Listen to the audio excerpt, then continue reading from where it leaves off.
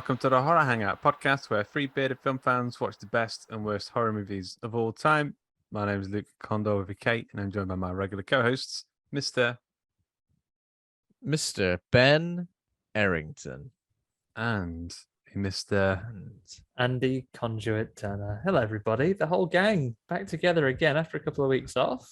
Whole gang back together. I don't know if you heard last week, Luke, but I absolutely butchered the intro to such a point where, like, first of all, I introduced the guests, then I went, oh wait, no, I'm Andy, and I didn't even introduce myself to the very end. I was all backwards, all skew with. You didn't introduce yourself. People could have thought it was me on there. They'd be like, "Where's Ben?" Exactly. Where's Ben? Is he all right? And then they would have sent an email saying, "Hope he's okay." We got it all sorted eventually, though. Luke, you're sounding absolutely great, and your banter and insight is on point this week. Let me just tell you that. That's when they became suspicious. Hang on a second. Hang on a minute. There's no way. How's it been this past couple of weeks? You guys probably better, smoother, I imagine. No, frightfully sad. Like we've had good times. We've had good laughs talking about lovely films. About me, but there's a but here. But it's all cold comfort in comparison to the hollow sadness we felt while you've not been here, Luke. So we're glad you're back. That's a great answer. Yeah, you couldn't have asked for more from that answer. Yeah. That sounds the way a Luke-shaped hole that no amount of Liams can fill. Sadly, no. Even you did try, yeah. 2 Liams can fill most of Luke's hole. 3 Liams would have done it. No. 3 Liams would have been absolutely perfect. 2.5 would have filled it.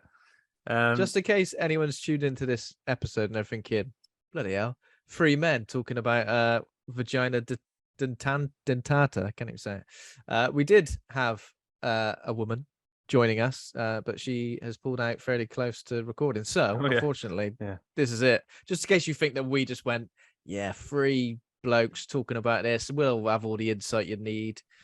If you are a woman and you would like to give us some insight into some of these themes, then of course, please let us know, and we will hit up on the socials. It's too late to jump in the recording now. You won't hear it until after we finished it. Difficult. If I could deal with the linear nature of time and manipulate it in that way, I promise you I'll be doing greater things than just sorting out a podcast recording schedule with it. But for now, send through any insights that you've got.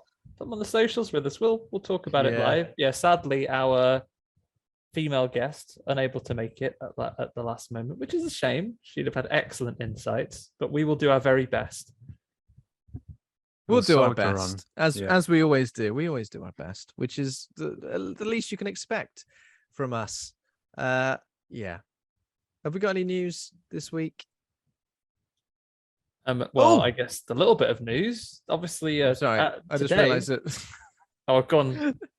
Luke muted himself to sneeze, but for some reason I filled in the blank of it. Achoo! Achoo! Well, I should have even muted myself. I thought you were just so surprised that I had some news that you were gasping. Well, we've talked about it on a separate recording, but there's a blooming Halloween Ends trailer, isn't there? Yeah, so if you're listening to this episode, we should have also, around about the time this episode released an early access video on our Patreon page of us reacting to the Halloween Ends trailer. It will be available on all other platforms as well very soon. But it's only like a minute and a bit long. The trailer is, not our reaction. Talk about for ages.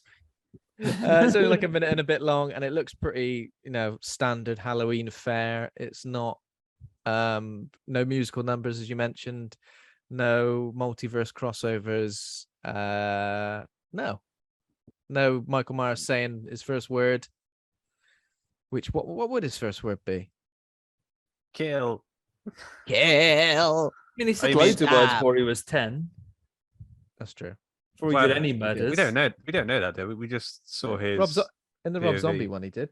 Oh, did he? What did he say? All right, loads of stuff. Yeah, loads of stuff. I don't want to be locked up in this place with what's his name from Clockwork Orange being my doctor, Dr. Loomis. What is his name? Malcolm McDowell. There we go. Yeah. Just going on. Oh, hello, Mom / Sherry Moon Zombie. I love white osses. That was all he's gone about. Yeah, and he heard, I live in a horrible, ridiculously over the top caricature version of Deep South Trash family. Deep South trash family. And it's really nice. So who knows what's going to happen for me in the future? That's pretty much it. That's what he mostly goes on about.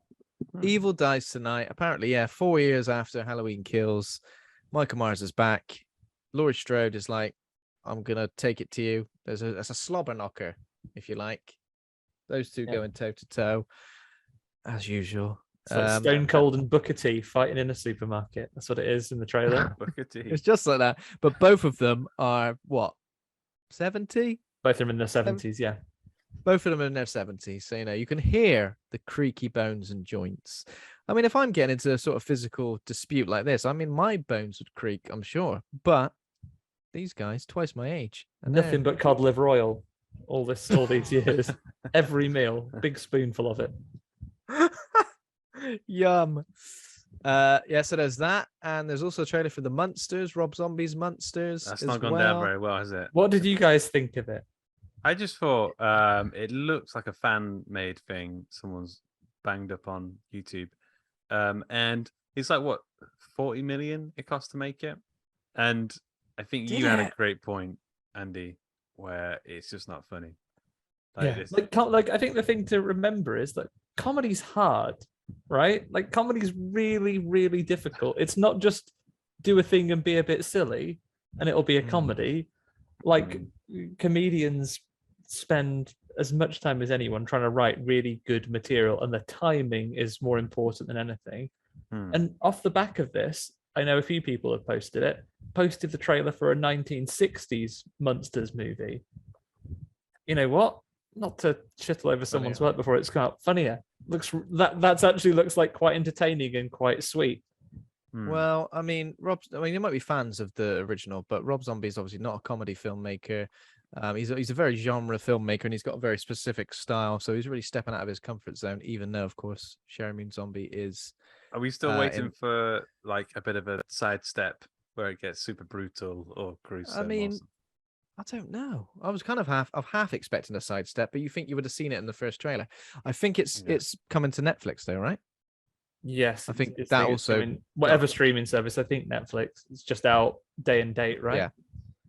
Yeah, I think that's correct. So obviously it's gonna have a big audience. I think that's if they released it in theaters, maybe not so much.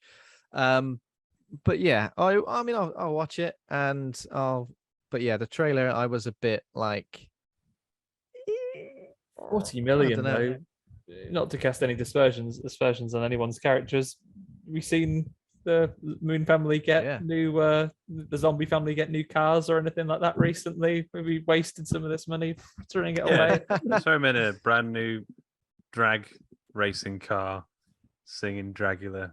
Made of gold. I mean, it must have been on a lot of the props though, because they built the house, didn't they? Or they built obviously. The thing is that the set design, production design does look like it cost a fair bit of money. But I think the shoddiness, the shonkiness is coming from it was only a trailer, so who knows? But from the writing and the performances and the way it's edited together. Yeah, and it could. Let's face it, we do this, so we're gonna have to. We do this, so we're gonna have to watch it, so we can comment on it, aren't we? Yeah, that's the thing. It's not one of those things. At least 10 minutes, so we can establish what the deal is. I'm not going to turn around and go, look, shit, not going to watch it. I'm not about that life, so I will. But, didn't you say that about Resident Evil, the TV show? Oh, we'll come to that. I didn't say that. Talk about Halloween. Talk about a slobber knocker. Yeah, we've got one brewing for you. But even if I said it looked shit, like I still watched it. Well, I've seen 3 episodes, but it's one of those things. Grudge match. We'll get onto that. So another trailer, Orphan First Kill, the Orphan prequel, that is also being released fairly soon on streaming services. That is August 19th. So we are going to do another episode on that, I guess, next month. A follow-up to the original, which we did not all that long ago. And Lucy did, in fact, contact me and say, Can I come back to talk about? That's not even her accent. I wouldn't know. I wasn't trying to do an accent. I don't know why I did an accent. I like how halfway through, when she reveals her true age, she shouts, "It's orphan time!"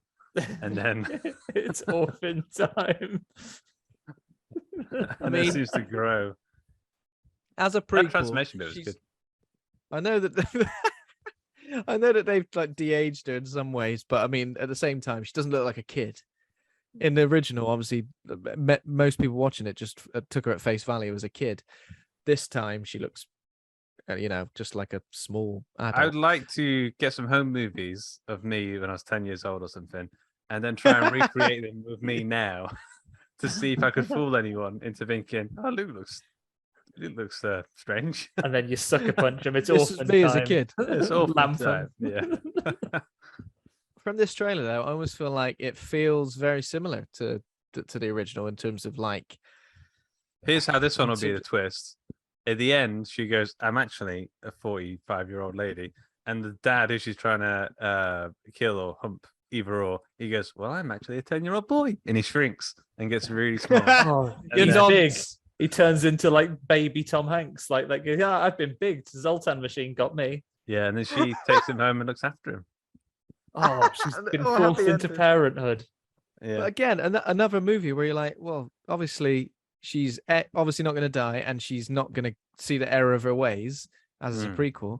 So what fun is there to be had? Again, We'll find out when it's orphan time anytime soon. Pretty soon, next month. It's orphan time. And then the last piece of news is that Samara Weaving has joined the cast of Scream 6. I think, wasn't she? I thought she was like rumored to join the cast of Scream 5. She was meant to be in Scream 5, but then she was busy, so she couldn't do it. So she's here now. She can't say she's busy again because they'll be like, "Is it me? Is it us, the filmmakers that Is it you me? don't Us? like? Is it Scream? Is it Scream?" Maybe it's I Scream.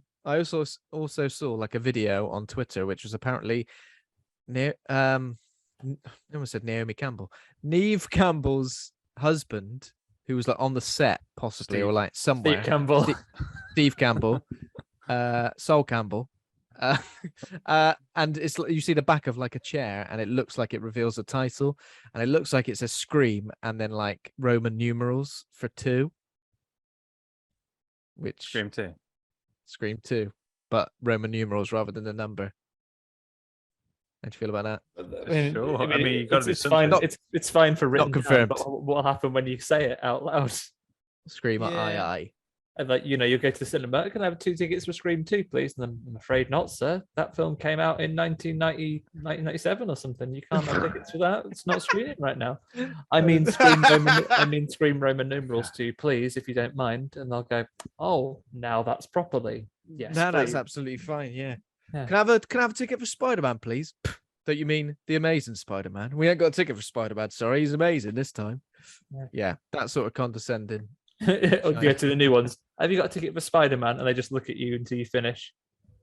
No Way Home? Yes, correct. Yes, you're Cold correct. Yeah, and No Way Home. not or the Spider-Man. 2002 Jimmy. movie. Cold and No Way Home. Yeah. So I mean, that is that in terms of horror news. Absolutely loads to get our teeth into. Sometimes, some weeks, I really got to scrape the bottom of the barrel to But find which teeth should we use when we get our teeth into them? Just True. your Jaw God regular ones. teeth. Regular old jaw teeth. Regular old gnashers. What's your favorite word for teeth? Gnashers, pegs, Peggies. Can clean my pegs. peggies. Toothy Gonna clean the pegs. pegs, toothy pegs,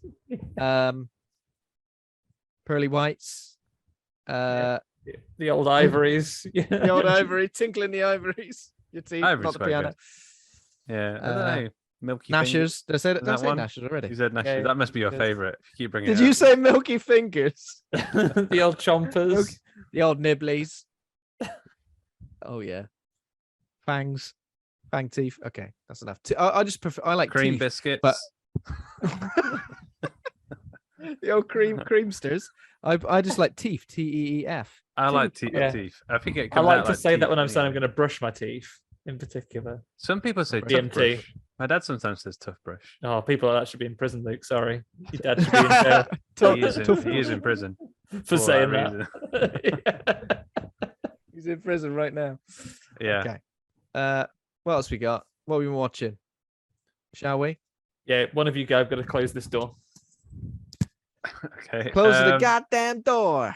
Well, yes. I've not watched a huge amount. I've watched. We've been watching lots of Buffy. We're near the end of season 7, so now we've nearly completed it. It's very, very good. I think also all the stuff I wasn't quite vibing with in the first season is all like mellowed out and like smoothed over by season 3. Like they get a lot. It gets really bloody. Special effects get really good. Storyline's great. You can just amazing characters. It's a really, really fun TV show. And Andy still hasn't seen it, right? No, I still haven't seen it. I've been catching up on some stuff. I probably would. I'll tell you what, I've gone even further back than Buffy. I'll tell you about that later. Okay. And also I've been doing a lot of comic book reading. Have you guys heard of Hill House Comics? Is that I think so. the is it Joe Hill? Yeah. Comics that he makes in his house. Okay. Yeah.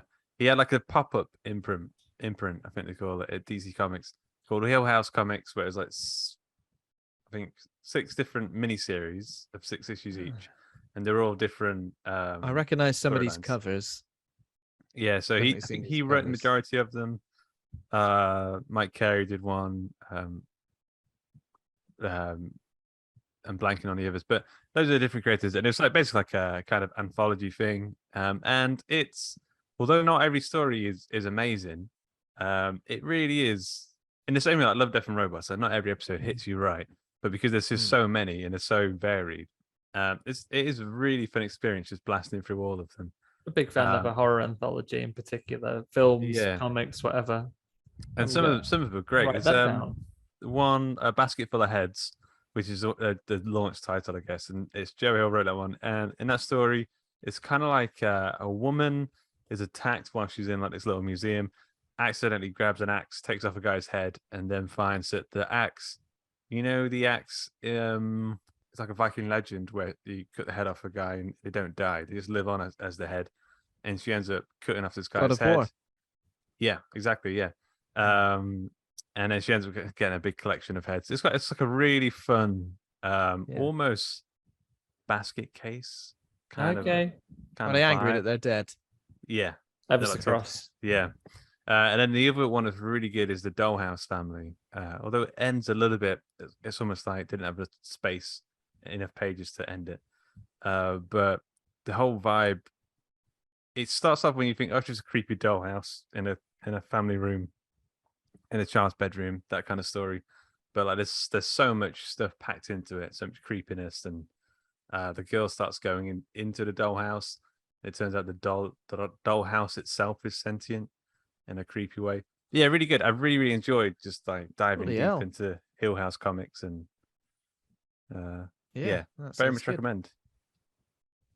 No, that does sound good. You've also seen some Resi, right? I saw one episode. I've not had a chance to see any more.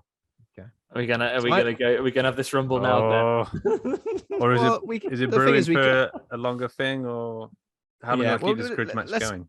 Cover it briefly because I've only seen 3 episodes. Well, so wait really, Andy is going to watch it all. Andy is in the best. Andy, you're in the best possible place to discuss it. As 8 episodes is very different to 3, so I won't cast judgment on it. I mean, I can tell you my opinion on it so far. But yeah, you go first. You give me a little bit of a rundown. How you feeling about it? Resident Evil Netflix show. I watched it. The reviews, I'd say, have been split. Critically, it seems to be doing quite well. I think IGN gave it a 9 out of 10 out of 100. I've watched 9 out of 10 out of 100. I've watched it. I've watched it like all now. I know. Have you? Have you? All right, stop going on about it. Plus the whole series. I really liked it. It's unusual, and the things that I see people complaining about, I've seen, the opposite reaction has been from a lot of fans on the internet, like pulling out particular lines, like I think Wesker says in an early episode about someone asked if there's going to be a quarantine because it's not like COVID. There's one bit where one of the daughters is being a bit edgy and says, I mostly just watch Zootopia porn. I don't mind so far, so far in the first 3 episodes, I think there's been 4 mentions of porn in some way, shape or form. And I'm no prude, and it's not that that's bothering me. It's almost like it feels like a script moment. It kind of just takes me out of. There are some lines that feel written, but I think by and large, going through the series, it managed to surprise me and make some really interesting choices as you go through. Watching these series, you tend to get to a point where you can predict, and I'm not going to spoil anything for you when you guys maybe eventually go on and see some more. There are several moments when you think you know which way it's going to go, and then it doesn't go that way. It zags so many times when you think it's going to zig. And the very fact that it has connected itself loosely to the series, the Wesker character, they do some really interesting things with it. I really like what they're doing with some of the other characters. It seems an interesting way to approach this series without just rehashing the events of the film, without having actors that you might be disappointed in being, all of your favorite characters from Stars. And they've tried to extend it in a way that isn't reliant on things that, Capcom as the IP owners who've got more games to put out will never let them do, because it's not going to be like, oh, we will let you, a TV show, decide the fate of this beloved character that brings back and change this direction of this character. So it has its own thing that's going on. And I found it really interesting. The use of some monsters was great. There were some nice bits of drama. I sent a message to I replied to, a tweet on it the other day, one of the creators, and said, you know what, I really enjoyed it, well done. And unusually for the internet, me as a straight white man, someone came after me for my opinion enjoying something. They were like, really? No, I think you'll find it's bad. So I replied to them, don't it was care. one of my burner. That was one of your burner accounts. It's okay that you didn't like it. Kind of did though. Yeah, I think it's really fun. I enjoyed quite a lot of it because it was just consistently surprising. And we've seen what happens now with Welcome to Raccoon City. When you try to just lift and shift and do that story, you don't get it spot on. You don't get that tone just right. Could you do a successful adaptation of that original story? Yes, I think you could. Maybe not on a Netflix TV series. I think for Netflix TV series, this has gone in an interesting direction. I think it's worth checking out. Obviously, no spoilers. Are there many connections to the games that are really obvious? Is it like Easter egg stuff, or there's some not really? Or there's some good Easter egg stuff. I can't really say some of the ones without. I'm kind of looking forward spoiling something that happens in about episode 6 that reveals things. I can't really say anything. Are there any mentions of previous games or previous characters or anything? You get proper mentions of Raccoon City and the events which took place there in the early games. You get reference to the end of Resident Evil 5. So that's happened. There are things going on that I won't spoil and won't reveal, but someone openly said there's a reporter that they meet at one point and says, your dad can't be Albert Wesker. Albert Wesker died in 2009, which is when Resident Evil 5 is set. Later, someone says, "Oh yeah, he died in a volcano." So it implies. Okay, that's good. It implies all the other games have happened, but not explicitly, and not saying got you on the ropes. Happened. Yeah, got me on the ropes. The thing is, the games, especially the main installments of the games, are tonally all over the place. So it's almost like. It's difficult for me to say, if it's not 1, 2, and 3, I'm going to be annoyed. But if they've got stuff from 5, 6, I mean, I don't know. It's kind of to be expected from this sort of thing. Obviously, I've only seen 3 episodes, so sorry, Andy. What were you going to say? I was going to say, I think if you look at Resident Evil at its heart, and what I think most people, certainly of our age, find as their fond memories of Resident Evil, it is those early games. And I think the silly throwaway lines like Zootopia porn, or the one I sent you a gif of, where you've got to choose these things in life, and I choose breadsticks. Those are the throwaway lines, like they are silly. They're incredibly silly, and they've been written as kind of hammy, kind of offbeat little bits of humor. And that is original Resident Evil stuff. Like Jill, like if you talk about Jill sandwiches and the Master of Unlocking and things like that, we love them and we love those lines, but in a pure artistic sense, not good. They're not excellent, like super it's cool almost like crafted lines. That we've made them, we've built them up to be funny and beloved. Like, I mean, it leans into that silliness. All I'll say then, just from these first 3 episodes, obviously I've not watched enough to craft a legit opinion, and I will watch all of it. I'm just a bit bored at the moment. I find the sort of time jumping a bit jarring. I don't really like the future stuff because it kind of reminds me of the worst of the movies. Like, and I don't particularly like the main character for some reason. I'm a bit put off by the main character. The fact, it just feels a bit inconsequential.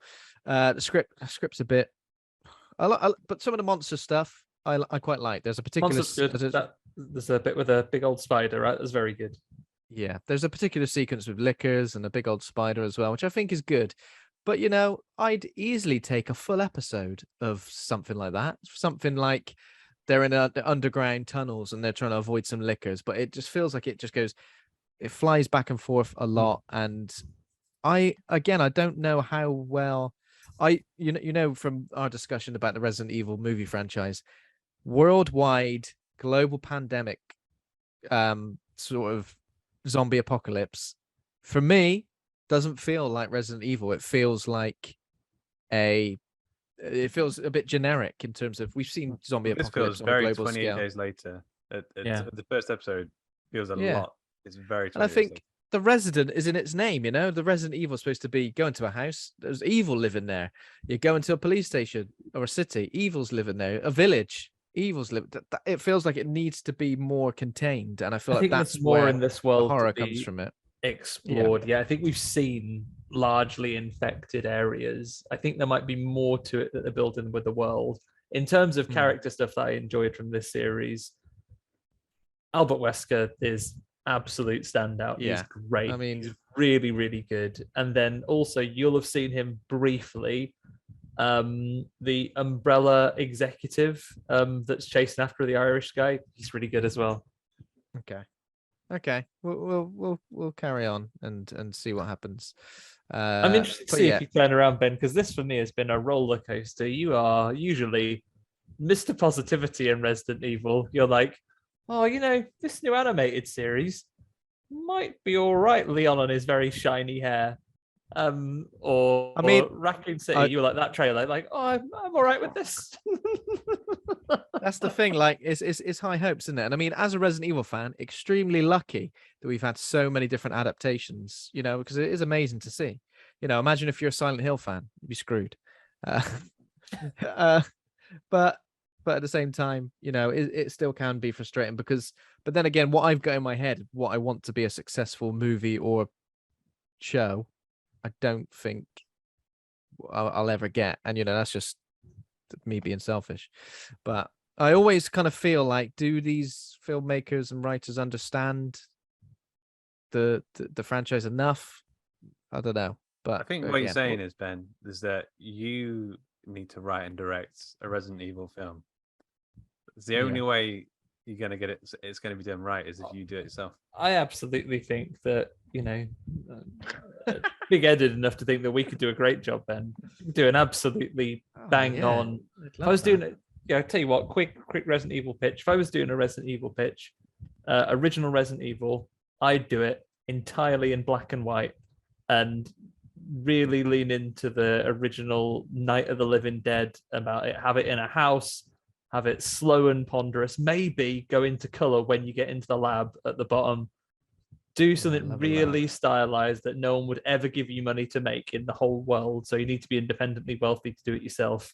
But do something like that and have it like a contained horror experience. And you could contained horror experience. And then how obviously you get the whole Alpha team. Imagine each episode you're with a different member of the Alpha team. And you're seeing and maybe we don't know Albert Wesker and his particular plans. We don't have an episode with him, and you're made to piece together the actual. Yeah, you could do something like that, but I'd want it to be super stylized, and you could do something. But I think what we have here in this series, it's interesting enough that I applaud what they have tried to do, because it would have been super easy just to try and remake it again, and that has been tried before and it has fallen on its ass. Yeah, maybe when I finish it, maybe we could do a bonus episode chatting about it. Yeah, and why and not? we could, as I said, we could do some clickbait where we say horror podcast hosts in heated debate in capitals, and then in the thumbnail is you like, and me like fuck you. Raging, you have a big, absolutely massive massive glass of juice. Yeah, we've just filmed it in the summer though when it's hot. That's why it's heated. Yeah, that's all it is. Heated, raging disagreement that was almost happened, and then me and you have a boxing match at some point in the future. Yeah, become huge YouTube stars and get millions of pounds to flail about for 3 minutes. Yeah, that's right. 3 minutes, eh? 2 minutes for me. There we go. But that's that. Have you seen anything else of note this week? Seen a couple of little bits. Let me chuck you a quick little list here. So I finished my little jaunt through the life and times of our mate Toby. Seen the last of the Paranormal Activities. So the 2020 one. So Paranormal Activity Next of Kin. Which one was your favorite out of all of them? Probably Paranormal Activity 4 Toby versus Xbox. Is that the marked ones? That is, I don't think that's got a name. I think it's just number 4, and it's the one where it's probably the one that's got the most famous, most recognizable acting. Apologies, I don't remember her name now. It's the teenage daughter who's the main focus of the film. Went on to be the reporter and sort of co-lead of Detective Pikachu. So she's reasonably famous. Okay. Yeah. I think the characters are the most engaging in that one. And I like some of the gimmicks. Whereas by the time you get to the ghost dimension, Toby's never bloody off screen. He's pretty much on it the whole time. Yeah. And the marked ones is probably the most like a film. It's the most produced, which is kind of, it takes it away from the sort of lo-fi found footage nature of a Paranormal Activity film. The new one is basically just stylistically it's found footage, but it's a film effectively, and it's like hundreds of things that came out in 2020 filmed in COVID. It's got that kind of feel to it. This one is subtitled Toby versus the Amish farmers. And as always, he blooming wins. To be honest, Toby, at this point, I'd be more surprised if you lost. There you go. He's back in amongst it anyway, and he's, as the series goes now, he's out and about now, making policemen shoot themselves in the head, doing what he likes. Bloody hell, Toby. Yeah, wind it in, mate. Other than that, I've also gone back and started a couple of series. Your friend of mine, Rich Reynolds, Luke, he'd posted about he'd gone back to some old Twilight Zone episodes. So I've gone back and I watched first a 1990s capture of some old Twilight Zone scripts that they made into a film edition with 2 stories that was pretty good. And I also watched the original pilot for the original 50s Twilight Zone. Is that when he goes really to a good town, scripting. It's empty, there's no one in the town? Not that one.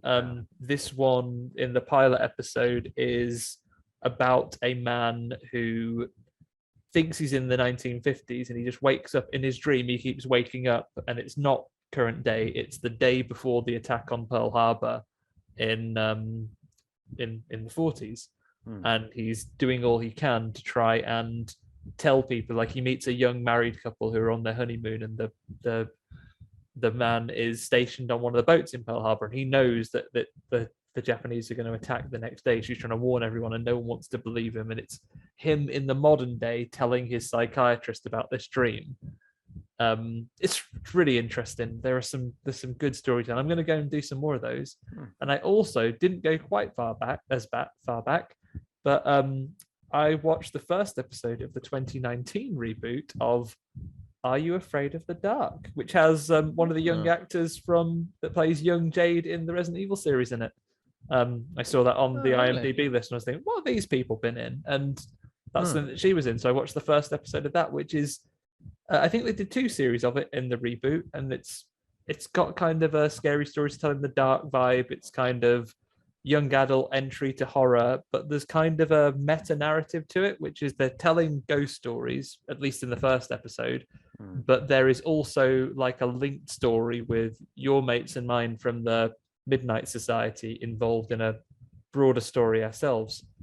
Well-known horror fiction podcasts would do similar sort of meta-narrative stuff to great effect as well. But this is pretty good. I might watch the rest of it. It's only a 4-episode miniseries. But that's about it. That sounds good. I've watched a couple of things. I'll quickly rattle through them. So after Never Sleep Again, the Freddy documentary, made a start on Crystal Lake Memories, the complete history of Friday the 13th, which I think Liam Banks maybe mentioned last week. Much longer than Never Sleep Again. 7 hours in total. Oh, Jesus Christ. I think I'm about 3.5 hours in. But he dredging Crystal Lake. I've just finished them talking about the final chapter. But yeah, just as good, I think, as Never Sleep Again. There's loads of, they go into super detail with every franchise installment. Loads of the actors are involved, and you find out loads of interesting things about the making of the movie. It's really fascinating. I just love sort of having it on sometimes when I'm working or like doing other things. It's a really easy watch, and I'm definitely keen for more of it. I think I've always enjoyed like making of documentaries and, you know, stuff about horror movies, but also music as well. So there's that, which I really enjoyed. And then in the same sort of realm, I watched a documentary called The Rise of the Synths, which is about synthwave music, and it's narrated by John Carpenter. So that's pretty interesting. That was cool. Pretty much most of the big hitters from like the synthwave genre. Occasionally it feels like a bit elitist, almost like some of the artists are like annoyed that the genre's become so popular and they're having to do a documentary about it. It feels like that. Some people are a bit annoyed, but again, who are the there's big lots of people? interesting. Like John Carpenter, Brute. They got Carpenter Brute. They got 80s Stallone. They got Gunship. Loads of people. I'm like favorites. I mean, the people you haven't got. There's no Kavinsky. There's no The Midnight. There's no. I was gonna say LeBrock, but I don't think they're as big as perhaps. Like in my head, they're big, but I don't think they are. So yeah, some people missing, but still, it's a really interesting thing. And then if you enjoy like 80s pop culture and 80s movies, there's a lot of discussions about that. There's a significant section talking about the movie Drive as well. Yeah. So yeah, that's good. I recommend that. And then finally, I watched 1408, which is currently on Netflix. A Stephen King adaptation that I've definitely seen before and remember enjoying. I think it falls into like the perfectly fine and serviceable section of Stephen King adaptations. There are some good scares. Reminds me a bit of, Silent Hill, The Room, which I probably think did the claustrophobia a little bit better. And I mean, I guess that's just because it's a game. John Cusack in the main role's top notch, but because it's a Stephen King adaptation and John Cusack's in it, I couldn't help but think all the time about Cell. And part of me was like, maybe I need to go and rewatch Cell, because I remember it being awful.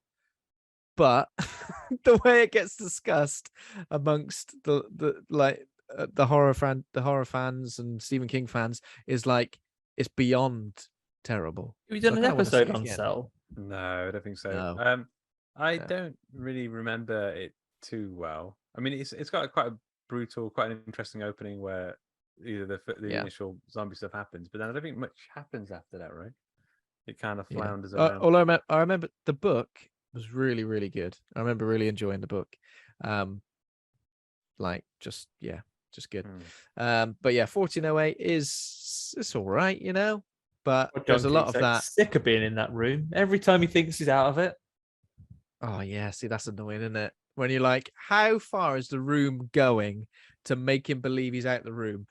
It takes him on holiday. He goes on holiday somewhere. He's like, Oh, bloody hell, I'm having a lovely time. It's beautiful. Oh, what's that? Me and my wife are getting, I'm spoiling it. Sorry. Me and my wife are getting back together. Actually, you twat, you're still in the room. Oh, It's like, what? I Uh, thought the room created that. Did the room create that bit where I had a really lovely Burger King? I felt like that watching it. I saw 1408 at the cinema. Felt like I was I was experienced. It's like a proper 4D experience. I was like John Cusack. I was like, oh, this film's wrapping up. Finish my drink. Get my coat ready. Oh, he's back in the bloody room. Back in a room. Oh, Yeah. Only got the ice left now. Oh. It's perfectly fine. But, you know, as someone he's supposed to be like a cynical, like he stays in haunted hotels and doesn't believe in ghosts, and he's really cynical. He loses his mind so quickly. He's in there and he's like, sleep, wouldn't you? What's going on here? Just go to sleep. What's going on here? He's like, it's haunted. 2 seconds ago. Immediately lost his mind. Yeah, it's pretty nuts. It was all right there. Poor John Cusack. That's pretty much it from me then. Brilliant. cool. Apart from, of course, Teeth. Apart from Teeth. Teef. Thief. It's in the game. Teeth the movie, which is a 2007 American comedy horror film written and directed by Mitchell Lichtenstein. Film stars Jess Weixler and was produced by Lichtenstein on a budget of $2 million. I'm assuming Lichtenstein as in Wow, I don't know. the director, not the country. They didn't get involved.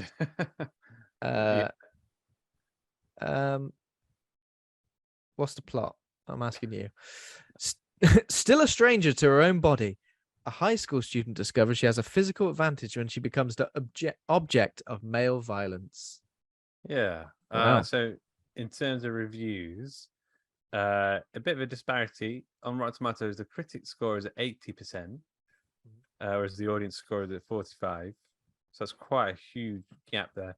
IMDb is at 5.4 out of 10. Letterboxd 2.8 out of 5. Ice-T, the famous rapper, put a review here on Letterboxd. He said, "So true, 5 stars." He Thanks, must have had a Ice. terrible experience with vagina dentata at some point. And Scrimshot, but I'm sorry, I just couldn't deal with the repetitiveness after a while. Who is this movie even for? The colours and costumes are beautiful. Half a star, which I just thought was nice that he Half a star for beautifully coloured costumes. Were the costumes beautifully coloured? Pretty sure they were just put normal clothes. They weren't costumes. Normal clothes from 2007. Maybe awful... Scrimshot is from the 1980s where all clothes are brown. Yeah, that must be it. Yeah. He gave it half a star. He or she gave it half a star. Yeah, this is an interesting movie. It feels like a movie that hasn't been made by a studio who's made other films before. If that makes sense, like it feels very unique and idiosyncratic in that way. I think because I think it could have gone, despite the fact that the subject matter is quite unique and pretty horrifying in a way. Like the way it pans out is very unconventional, and it feels like it's got its own sort of unique style. And it's like, sure, they say it's like a comedy horror, and it's like a black comedy essentially, isn't it? But it's got this weird, almost goes into full comedy, slapstick at Yeah. times, but it doesn't quite go the whole way. The times when it does do that, I thought were really funny.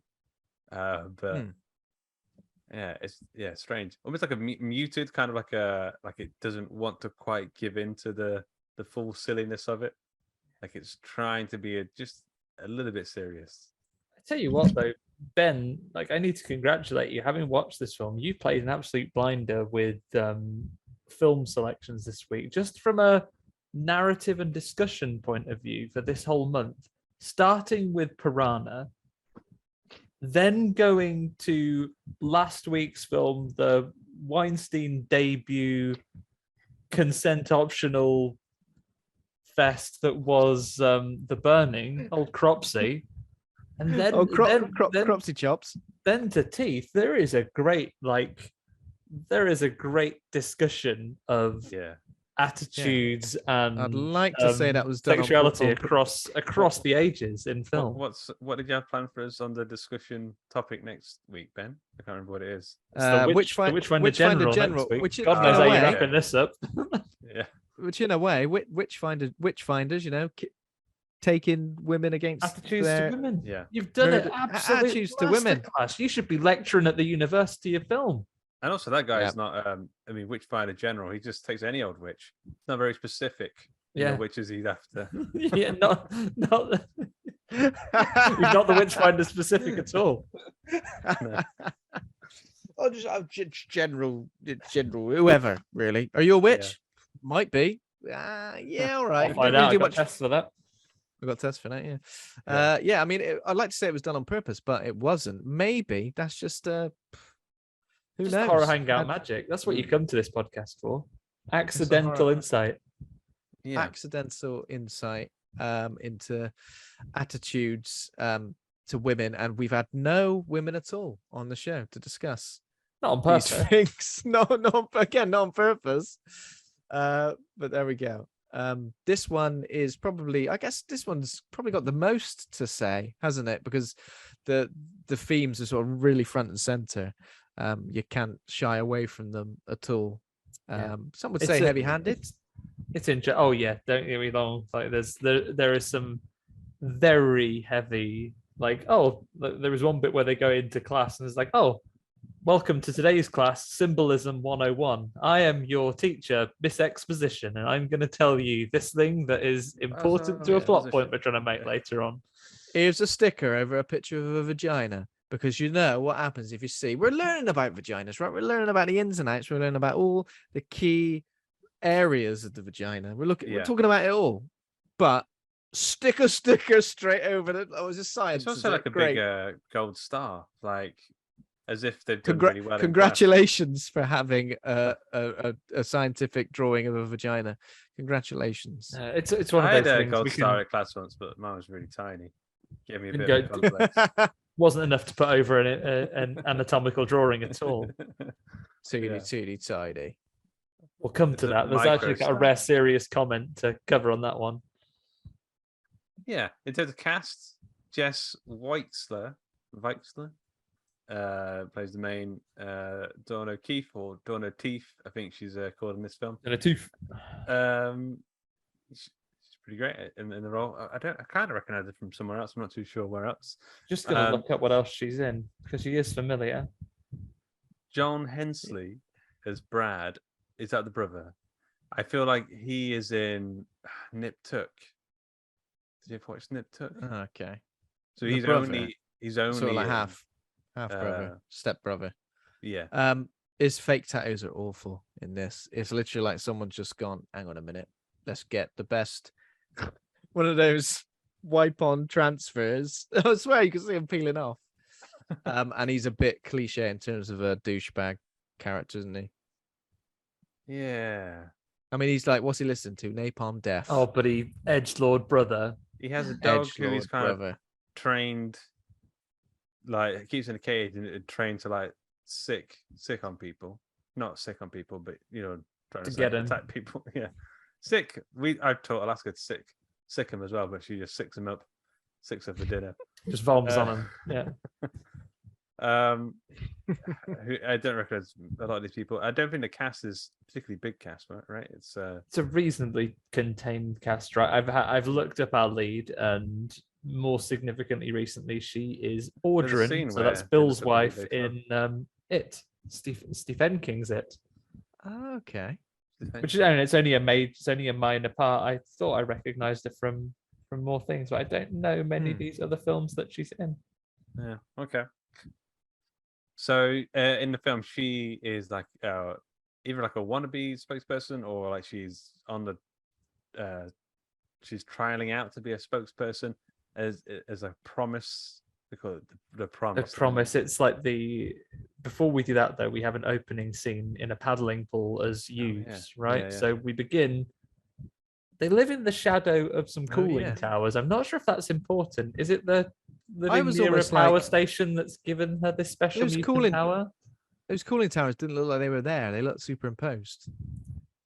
Maybe That's what she's I like thought. a mutation because they mentioned mutants a few times. Like rattlesnakes are mutants. Well, I guess that's exposition class when she's teaching about rattlesnakes.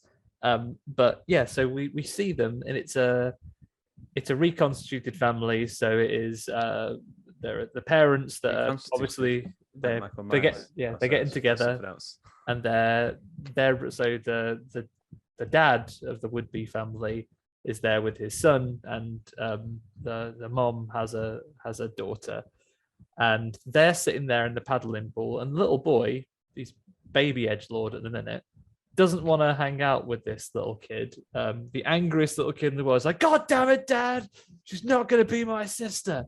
But we find out why he's like that later on, right? He loves her even back then. Oh yeah, he's a bad boy though. If there were any baboons, they'd be barking at him. And then I don't know why this is his go-to game. He goes, "Oh, I don't want to be your sister." And he goes, "Tell you what, I will shame you bits though." You see him firking about in there, and he's showed his sister his willy and gone, go on then, let's have a look at yours then. And he goes so matter of fact. And then he goes, and he showed his sister his willy. Yeah. And then he goes, "Oh, come on, let's do that." I don't understand. Like maybe I'm the one that's had a weird childhood. Wasn't a game we used to play growing up. I don't think we played it either. Looks like. I mean, no, but I think it's something that is part of. I think. How can I say this without saying like an absolute weirdo? I think it's been portrayed in some levels of of media, books, films like this and stuff, and I think it is something that is quite common. As far as I'm aware, maybe. I mean, we used to play. It's like an adolescent sort of thing. It's almost like there's an innocence to it, where it's not like portrayed as being something that's quite sinister. It's almost like there is an innocence to it. At these age of kids, though, they've got to be like 6 and 4, maybe something along those lines. They're not very old, right? I mean, we used to play doctors at primary school, but we just respected each other as colleagues, really tried earnestly to cure disease, that kind of thing, not touching each other up. Another thing, are we aware of like their upbringing, whether there's like any potential abuse in the household or anything like that? Are we made aware of anything like that? Because the dad seems nice and the mum is poorly. Maybe their deceased parents are wrong-uns. Yeah. I'm saying there's probably like a wealth of like really complex ideas that could be discussed and explored, but of course that's all kind of left off screen, which I guess is why we're supposed to make our own minds up about these characters and what's kind of, because obviously the fact that she's like in a Christian abstinence group called The Promise and has got like a promise ring, and sex is so taboo and all of those things, like all of these things come from childhood, or come from your upbringing. It's never something like you just have a normal upbringing, normal childhood, and then you walk out one day and go, actually, you know what? I thought the evidence that came from this. I felt like this was the catalyst.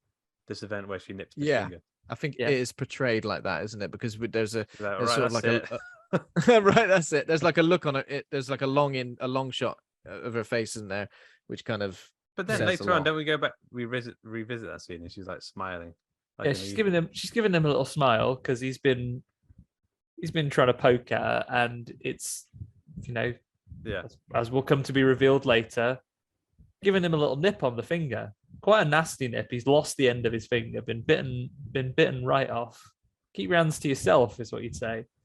And yeah, he's been bitten on the finger. He's got a poorly finger as a result of it. And then we flash forward to the bit you were saying, Luke, where she's teaching, she's grown up to be full amdram, going to schools and doing talks like, hey, try one cigarette, it won't hurt. I don't know, shall I try one cigarette? She's properly like, she's quite good at it as well. Yeah, she's excellent at it. Blows the doors off. Is that the same? Yeah, and those kids are in it. Those kids are indoctrinated straight away. They're like, yeah, are you gonna give like your sex in as a special gift? Are you just gonna give it to any boy who comes along and he's got smokies on his bike and things like that? No way. And how about you boys? Are you gonna give it to any tramp that looks like she just stepped out of an MTV musical video. And they're all chanting, No. yes, no, Yeah, no. no. And there's me in the background going, I've just watched Christina Aguilera's Dirty, and I've got to be honest, I don't know if I Having can thoughts. agree to this. I feel like I'm probably, if I do this, that's going to be the best I ever achieve.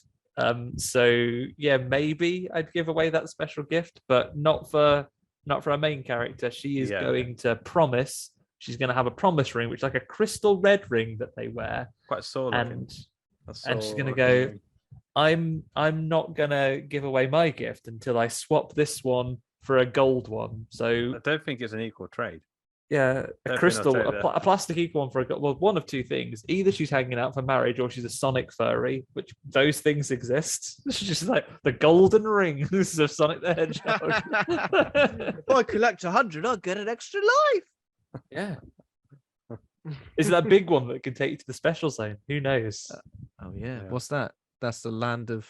That's an orgasm. That is. Yeah, Go to the special zone. Oh shit! The warp of confusion. No. But clearly, like her and her stepbrother have got like really bad relationships with sex, at very different ends of the spectrum as well.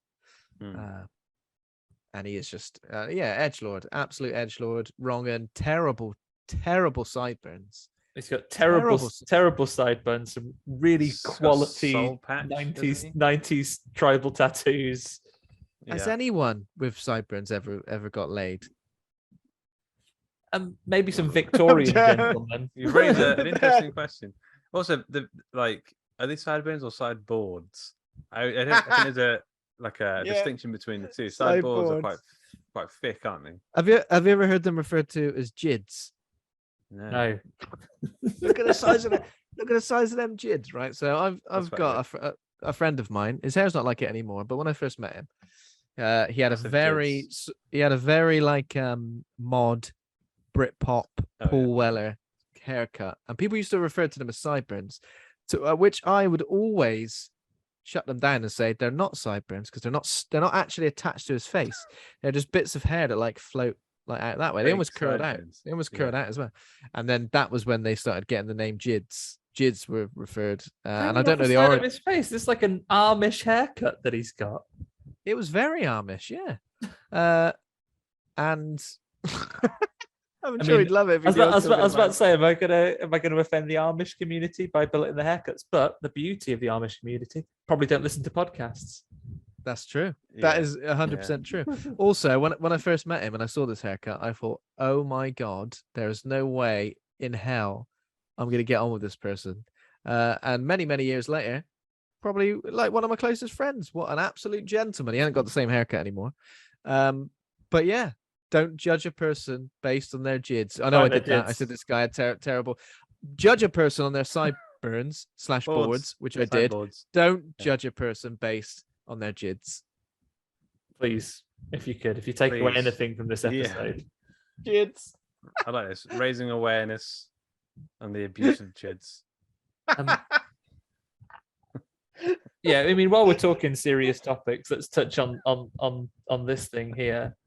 I think this film has a lot to say about the influence of religion in schools, particularly in the US, right? Oh my God, yes. This effectively is a religious piece, which is teaching people abstinence. I'm not by any means qualified to go through what this also means in light of current policy changes in several parts of the US regarding women's right to control their bodies and so on. But teaching this abstinence is another extension of the religious influence on curriculum and certainly community things that are brought into schools. Yeah, it's mad because I know going slightly off topic, but you look at the absolute uproar, especially in the UK, when any form of religion that's not Christianity is brought into any sort of school discussion, even discussing it, not even telling people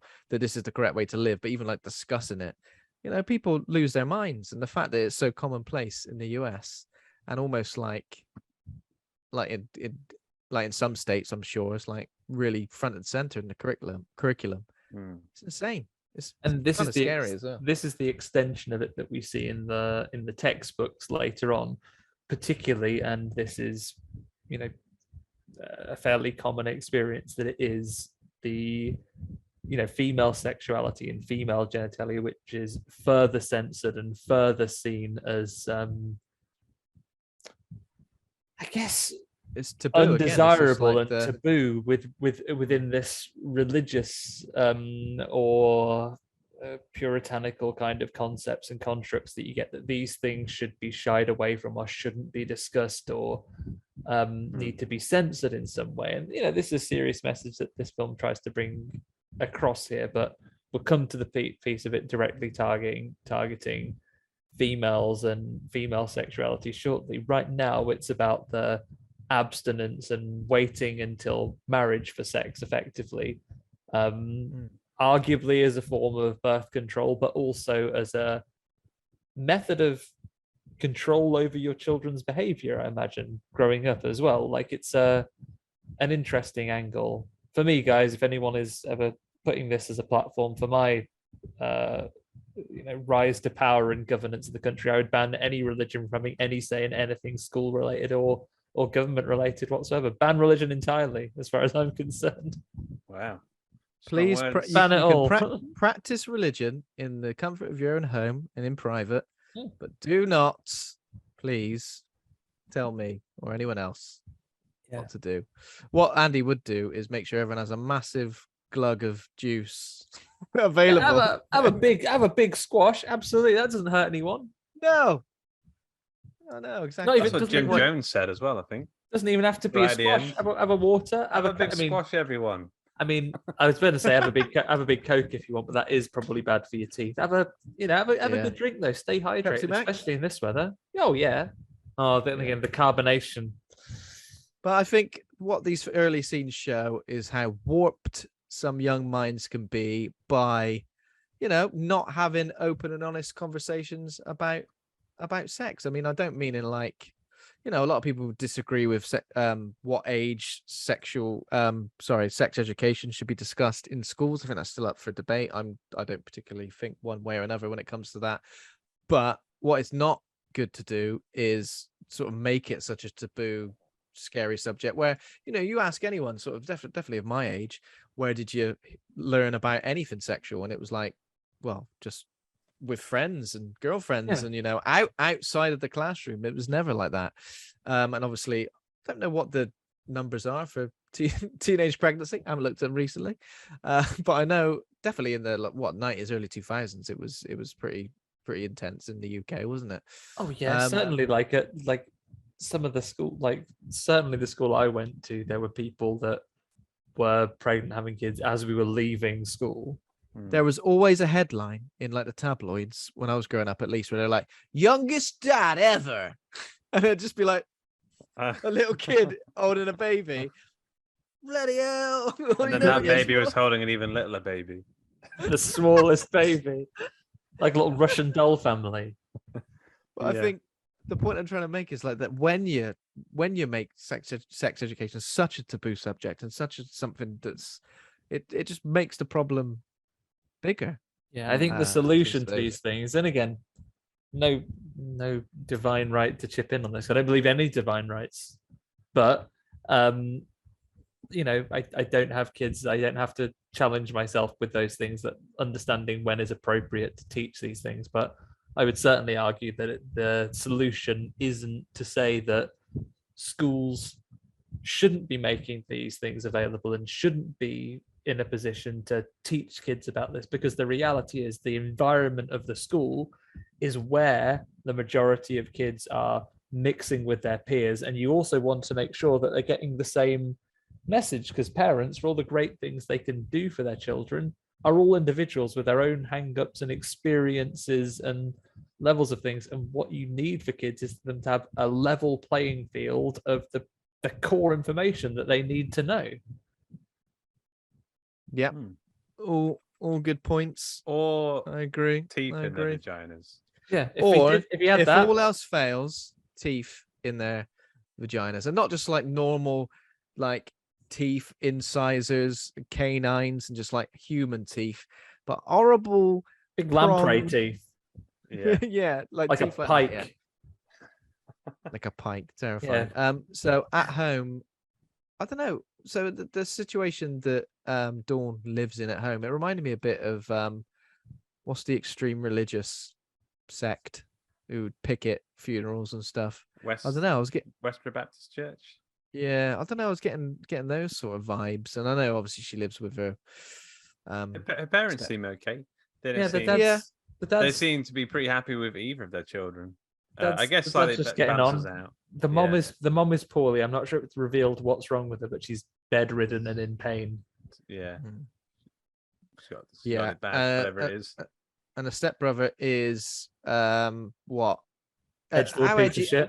How edgy can you be? So he's like, So oh, edgy. he's listening to shooting like a, grindcore, Yeah. He's Shooting his BB gun at the wall. Yeah. shooting his BB gun. Later at the on, he wall, goes to grab that smoking. BB gun as if it's like an actual gun. Like when he's wrestling with his Oh, dad. BB, you so hard. I mean, really close. It does come sharp. Oh, well, but he comes sharp as Sting. Sting. Oh, blooming hell. Oh, bloody hell, Sting! That stung me. That did. But yeah, he's like, what else he is he smokes. doing? He's got a Rottweiler. He's got a Rottweiler. He's punching darts in his bedroom. Punching darts in his bedroom. He engages in nothing but anal sex. All right, not receiving, giving, because there's obviously a power struggle that he's got going on in his head where he needs to degrade the female of the species, and also he has got a very unhealthy relationship with sex, and we don't know whether it's because of the interaction he had with Dawn when he was younger, because he only has anal sex. He's a little bit scared of the vagina in a way, isn't he? Like he says to his girlfriend, because he has a girlfriend that comes around. She's like, "Oh, you know, can just have normal sex." He says, "No." Well, I mean, stop asking. I only have anal sex. That is my favorite. Made that noise. I only do it at a bum, all right? I only do it at a bum. Take me or leave me. I only do it at the bum. After I've done some bum sex, I love to try and feed you a dog treat. He's a weird kid. I don't know how he manages to maintain a relationship. That was horrible, that bit. I was like, He's just like, tell him to fuck off. Yeah. Do you want to eat this dog treat? Basically, he is like he's like toxic masculinity / you know when someone's like an incel but they still get laid? That's these people do exist. These people do exist. It's strange. He's got all of the worst qualities of being an incel, yet he seems to have a stable girlfriend that has sex with him. I don't understand. Yeah, it's strange. And she seems lovely. And the fact that she's giving him the time of day is kind of weird. But yeah, he tries to feed her a dog treat. She doesn't say, fuck off, what are you doing putting that dog treat in my mouth? She kind of just lets him poke it around her mouth. Yeah, before poke it around her mouth. Then, like, gives like, oh, leave it out. Literally. Leave it out of my mouth. Yeah. And that is when Dawn, she puts her headphones in as if to say, I'm sick of hearing this absolute knobhead. Very weird relationship between those two. But again, an interesting dynamic. Yeah, go on. She's met a nice chap at school who's come to the lecture. His name's Ken Rilo. Ken Rilo. What's this? Adam Driver. He looks loads like Adam Driver. What the hell's the Darth Vader guy called again? Kylo Ren. Ken Rilo. What did you say? You can remember it because it sounds like you can remember it because it goes to the Empire music. It's Ren, Kylo Ren. Real name's Ben Kylo. That's how it goes. Ken, Rilo, Ken. Oh, no. It doesn't work. It's like remember the 8th of September. Any ER month that works with. So his name's Toby. Toby, but he's Toby again. Seems like a lovely guy. How many times in movies, not just horror movies, but movies like this, does somebody seem like an absolute lovely guy until it comes down to a certain moment and it turns out, yep, they're a big rapey guy. A big rapey. It's bloody hell. I mean, I guess realistic in a way, because there's the nice guy thing act that some people put on. I'm a lovely, nice guy. Oh, what? Oh, nice guys finish last. Oh, I wish someone could like me for me. And then when comes down to when it, push comes flat. to shove, yeah. And they start off all very nice. They go out for a lovely they go out for like a lovely day out, and it's like a double date. It's two couples, and they're going to go to the cinema. And they're like, oh, what are we going to go and see? Oh, we can't go and see the R-rated movie. It's going to be too horny. And then it's just like, oh, even the PG-13 is going to have some pretty heavy petting in this. Heavy petting. What did they go and watch in the end? We never see, but it's like an animated Finding movie. Nemo. Yeah. Finding but Nemo. Throughout it, like, I fancy that fish. Rilo Ken is like staring at her like he wants to eat her. Like he's looking at her like, I'm like, you keep your tackle out of that popcorn, Rilo Ken. Oh God. Don't they like go somewhere as well? And it's like, oh, what if we end up wanting to all shag each other? That's all right. We'll police each other. We'll just not. That sounds like fun. That sounds like fun, doesn't it? Excuse me. Are you having impure thoughts? Yeah, I am. Come here. Don't. Nuggy. Oh no, Nuggy. No, don't. I'll kick you out of the nuts. Please keep going. Oh God. I love it. I love it, Nuggy. It takes me straight to the special zone. Nothing that causes friction at all. Just like a 2-finger slap across the chops. That's all you need. That Kylo Ben guy said he hasn't done anything since Easter. I don't know when this takes place, but why? Right? Why? In terms of Christianity, obviously extreme Christianity, not all Christianity, when it comes to like sex before marriage, why is wanking not allowed either? That's like just because some people, Mr. Kellogg included, why he invented cornflakes, stop people wanking. Yeah, it did. In the eyes of the Lord, it really stings. The law, the eyes of the law, the Lord. Okay. Yeah, the Lord. It's just like, oh God. It's just like if you're writing it down, you go, all right, okay, I don't want any sex before marriage. Oh, bloody hell, that's going to be difficult. Yeah. Also, no wanking. What?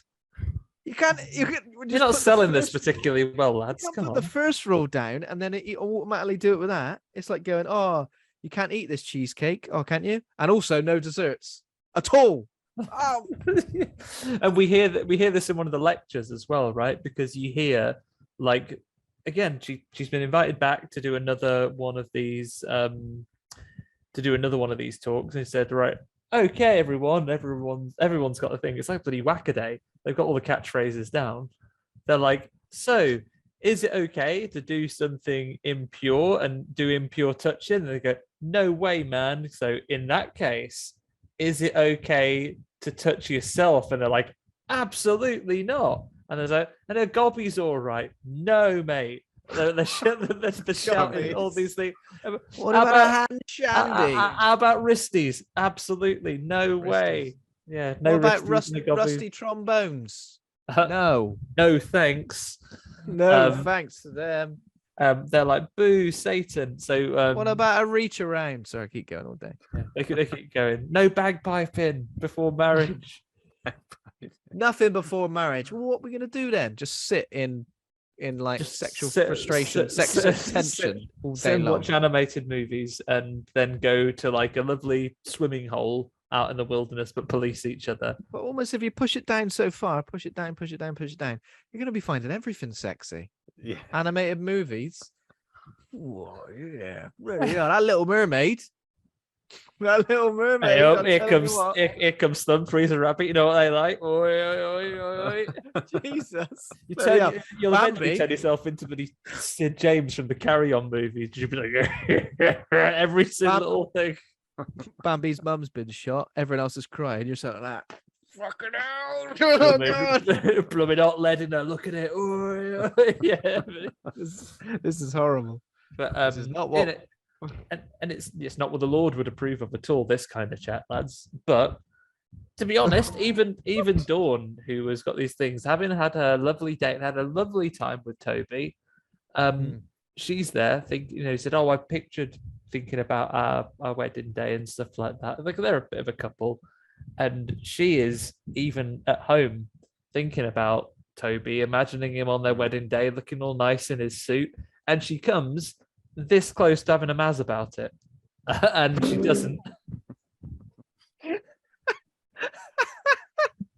Giving herself a treat. Having a Maz. I don't think I've ever heard that before. Yeah, she is. It's like Tamworth terms. I think mostly Australian. I listen to too many Australian podcasts, but yeah, she is a diddle, a fiddle. She's starting to Maz off about Toby, and then she has actually no, because thankfully she when she came in, the TV was on the Symbolism channel. They had a mostly royalty-free movie. They had royalty-free Symbolism channel. Yeah, the Symbolism channel was on, and it was a royalty-free metaphor movie marathon. And then she saw big horrible toothy monster on the TV, and then she's saved from mazzing off by thinking of the horrible tooth monster, and then she goes, "Oh, geez, purity, say purity." And she changes the channel, and it's a cookery show. Someone's got a big old courgette, and they're just just cleaning it, just making sure it's nice and clean. I guess for her that wouldn't be bad. What's that chef called? Nigella Lawson. Oh yeah, don't put her on. Sexy. No, yeah, definitely not. She's like these beautiful ripe avocados. You got give them a nice some hate or steam because you called a microwave a microwave. Microwave. That's how you say it now. Yeah. She's picking the channels. That must have been a joke, though, right? Surely. Oh yeah. She must have done it on purpose. Comedy do. Can't believe she's that posh. She's pronounced it like that. Yeah. She's very posh. So she doesn't.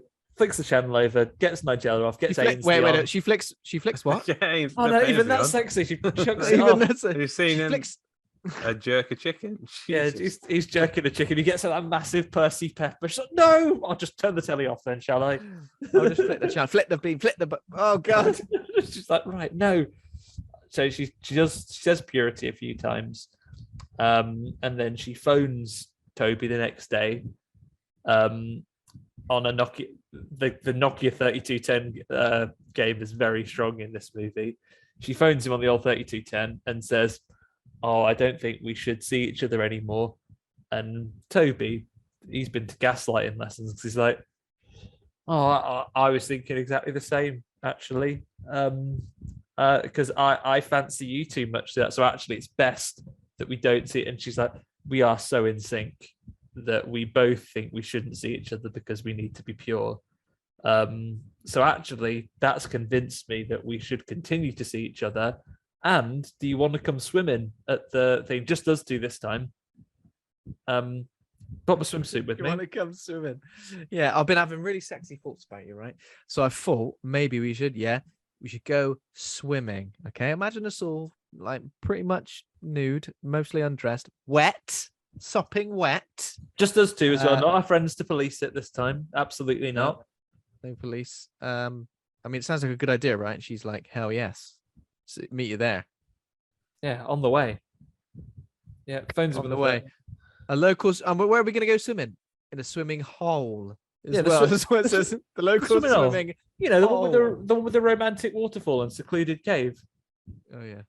Yeah. It's got like bedding as well. Because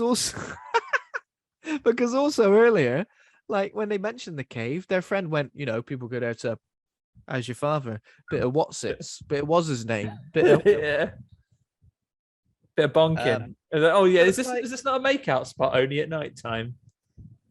Bit weird. Yeah. Though? All this talk of the policing. You know what? The best way to make sure going swimming doesn't involve any shagging. Go to the swimming baths. There's literally guards there to whistle at you if you do that. So what their job's for? No petting is one of the rules. Yeah, I don't think no petting in the pool. Yeah, no, like all swimming bath rules. There is no swimming baths I've ever been to in all of my careers of going to swimming pools where the rules are just written down. It's always done in like a cartoon. There's always like little cartoon strips. Like, oh no! Like someone like, oh yeah, no bombing, no petting. Can you imagine now? When those rules are written down, there must have been dozens, maybe even more, of occurrences where people are just shagging in the pool, or like until those cartoons were drawn. We need to do something about this. Every single person in that pool is shagging. What's going on here? I want your drawstrings tight.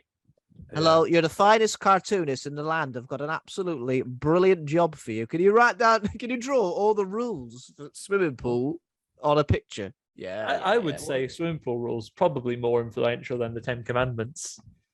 Oh, Thou yeah. shalt not kill. That I go to swimming pool. You can covet someone's. You can covet. You Thou can shalt not covet, kill. covet your neighbour's oxen all Also you no want. diving. Whenever I No see diving, somebody, no bombing, no petting. whenever I see someone running at the swimming pool, I always go, "Oh no, you're 1 second away from a cracked skull." It's like that Olympics event, after the walking race, you have to. You can just do a fast walk. I think it's easier. I think it's on a pool. Yeah, Many I think it's times, easier to. I think it's easier to run because when I'm walking like really slowly, and I'm always like, "Wait, whoa!" You can't. You gotta. Embarrassing. If you're running there, your feet are off the ground. You might land on some water, and you both feet are off the ground at the same time in a run sometimes, right? So you might That's true. hit it and slide. Whereas if you're doing that walk, one of your feet's on the ground all the time, doing the fast walk across there, but you speed up too much. No ducking as well. Can't do that in the pool. There's no rule specifically about holding your friend by dunking people's heads under, ducking them Can't do that. like witches. Can't test anyone for being a witch at the swimming baths. You get whistled at. Witchfinder General will be fuming. You can hold people's legs and do like the drowning the naughty kittens move, where you pull them and you hold their legs out so they can't get away. That's fine. That's perfectly fine. Yeah, that's perfectly fine. But yeah, the ancient laws of the swimming pool. So they could have policed that, but they didn't do that. They go to the swimming hole. They go to the swimming hole, they get into the cave, and it pretty much immediately turns to kissing. Well, they're doing that before. They go on the little rope swing and do some copping off there. Love my term. Mazin. I've got all this great terminology just swimming about. Are you copping off in there, or Mazin? Which one is it? I'm just copping off with it. Copping off with them. Macking on. That's what they're doing. They're macking on necking on. Yeah, they're necking in the swimming pool, and then in the swimming hole, and then it gets a bit rainy. They swim to the cave. I don't know how did that bedding get in that cave. The sleeping bags. It's just that people have sex fun. It's a homeless man's. He was there next to them the entire time. A really tall homeless man. He swam through, holding it up so it would stay dry. he's the best. He's the best at doing like kicks. He can kick so hard that he just holds above the water like a dolphin, going backwards, so he can keep it dry. It's been placed under the waterfall in the most romantic spot. I mean, what is it like? A sleeping bag that's been unzipped. Yeah. It's like one of those big snug packs that you used to get unzipped. Who knows how many people have screwed on it? Yeah, it's probably crispy when she sat on it, but like, she gets out of the water and says, "No need. You get in too kissy, so you stay there." And he's like, "Oh, but I'm cold." And he gets out, and then we kind of it goes. Oh, but I'm cold. It goes to and fro. So he comes back and kisses her. She says no. He gets rough and bangs her head, and then for a second you think there's going to be like a redeeming thing because he's banged her head, and you think, "Oh, okay." She like shouts at him and kicks him and says to fuck off. And you think, okay, is that going to be enough? But of course, the film wouldn't proceed if that was enough. So then he kind of is apologetic for a moment, but then he's like, "Oh, try this," and then he goes at it again, and no two ways about it. He gets kendalled. No two ways about it. Yeah, so obviously he's getting very aggressive, very pushy. And this isn't if you've been a virgin, abstinent for so long. I mean, they're both virgins, right? Because I don't know if he's a virgin or not. He says he hasn't even jerked off since Easter. He's done it before, though. He gave in to temptation before. He did. He said, "I'm not pure." Why Easter? Is that because it's a special? Maybe Christian... he gave it up for Lent or something. I don't know. I think he's just retaken his vow or whatever. And Did he want to, like, has he done it out of interest for Dawn, that he's joined this club in order to get close to her, and has stuck to the rules perhaps of it? But either way, Yeah. This obviously is the most extreme version of immediate karma, and there's something to be said about the tropes, not tropes, but the themes that come forward in terms of people have experienced sexual assault or anything like that, and the immediate violent, distressing nature, and also like think about the connotations surrounding literally someone's penis being ripped off, like removing that person's masculinity, removing that person's threat, removing like any sense of, well, in terms of that person raping them. It's like it's got so many extreme messages being brought across, and in terms of I've seen this described as like a feminist, having a fresh feminist spin on horror movie tropes, which is kind of true. And that moment when you realize what's happened is very, very impactful. Like, especially some of the sound effects. The Foley artist on this film has been going crazy. He's bought a lot of cooked meats, and he's been slicing cooked meats in his kitchen scissors. Ripe peaches and pears, the juicy ones. Yeah, the cleaver. I recently saw a video, I think it's on TikTok, of somebody fast asleep and somebody's put like a cooked sausage in their fly and then woken them up as they're like cutting it off with scissors. So like, like the guy goes, "You fuck no, please no." Earlier, so I watched this film not last night, the night before. Early that evening for dinner, we had sausages and mash. And as I was cutting into my second sausage, I slipped. My sausage went flying across the room. I shouted, "Oh no, my sausage!" And then Alaska grabbed it within seconds and swallowed it down. Is this legit? Like, yeah. And then later on that night, we watched the film. Yeah. Real life imitates art. Okay. There we go. But that is what would happen, I know we'll get to that scene, but pretty sure if that happened to me in the same room as Dennis, that's my dog. He, not my boyfriend. I keep saying that. He'd be on it and he'd eat it straight out. Yeah. It'd only be a tiny morsel, obviously. Don't worry about it.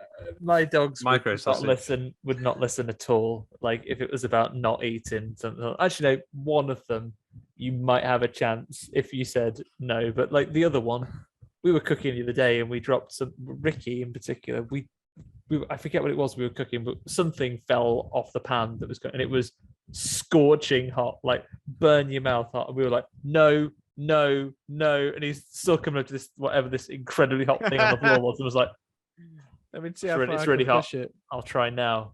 Oh, and it's still really hot. That's me with pizza. Yeah. Burn the roof of your mouth. Oh, chipolato should be called micro sausages. It just makes so much sense. It does. Chipolatas, something. Or big sausages should be called chipolatas. Chipolatas. Oh, yeah. Wow.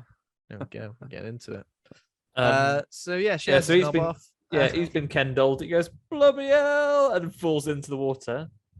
So yeah, I wasn't completely sold that he was dead at this point, but he's dead. I was thinking about that. Like if you get your penis bitten off, the amount of blood loss, I think you would, especially when there's cat points. Well, most of the blood would be there. Yeah. So it's going to be high. It's going to be high pressure situation, and plus also he is quite far from home. There's water to swim through, and his weight distribution's different, and so he can't swim properly anymore. Yeah, he's rudderless, so going in circles. Rudderless. Yeah. Yeah. So I think quite good. Like Dawn could die from that. Dawn's reaction to this, obviously, the first time her toothed vagina has bitten off a penis, her reaction to this is pretty believable. She's in absolute shock and she can't quite work out what's happening. She can't stand, she can't breathe. It's a good performance, and but obviously then she eventually does go home and she thinks, you know what, I'm just gonna get on with my life. Yeah, I'm just Should going we to go to the police? Oh, we'll go to the gonna- police. Well, she's almost struggling with, bearing in mind, think of the larger themes. She's been the victim of a sexual assault, and her next thing is that she's presenting at the abstinence club next day, and she feels an incredible guilt for this, that she is somehow unpure.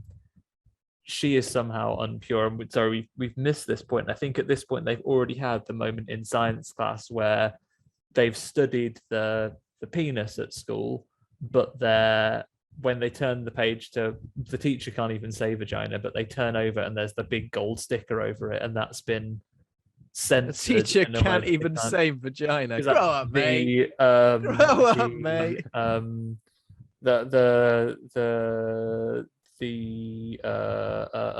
the lady not penis. I thought you were still trying to say it then. I was like, No, you're having I just as wasn't. much trouble as him. I was being him.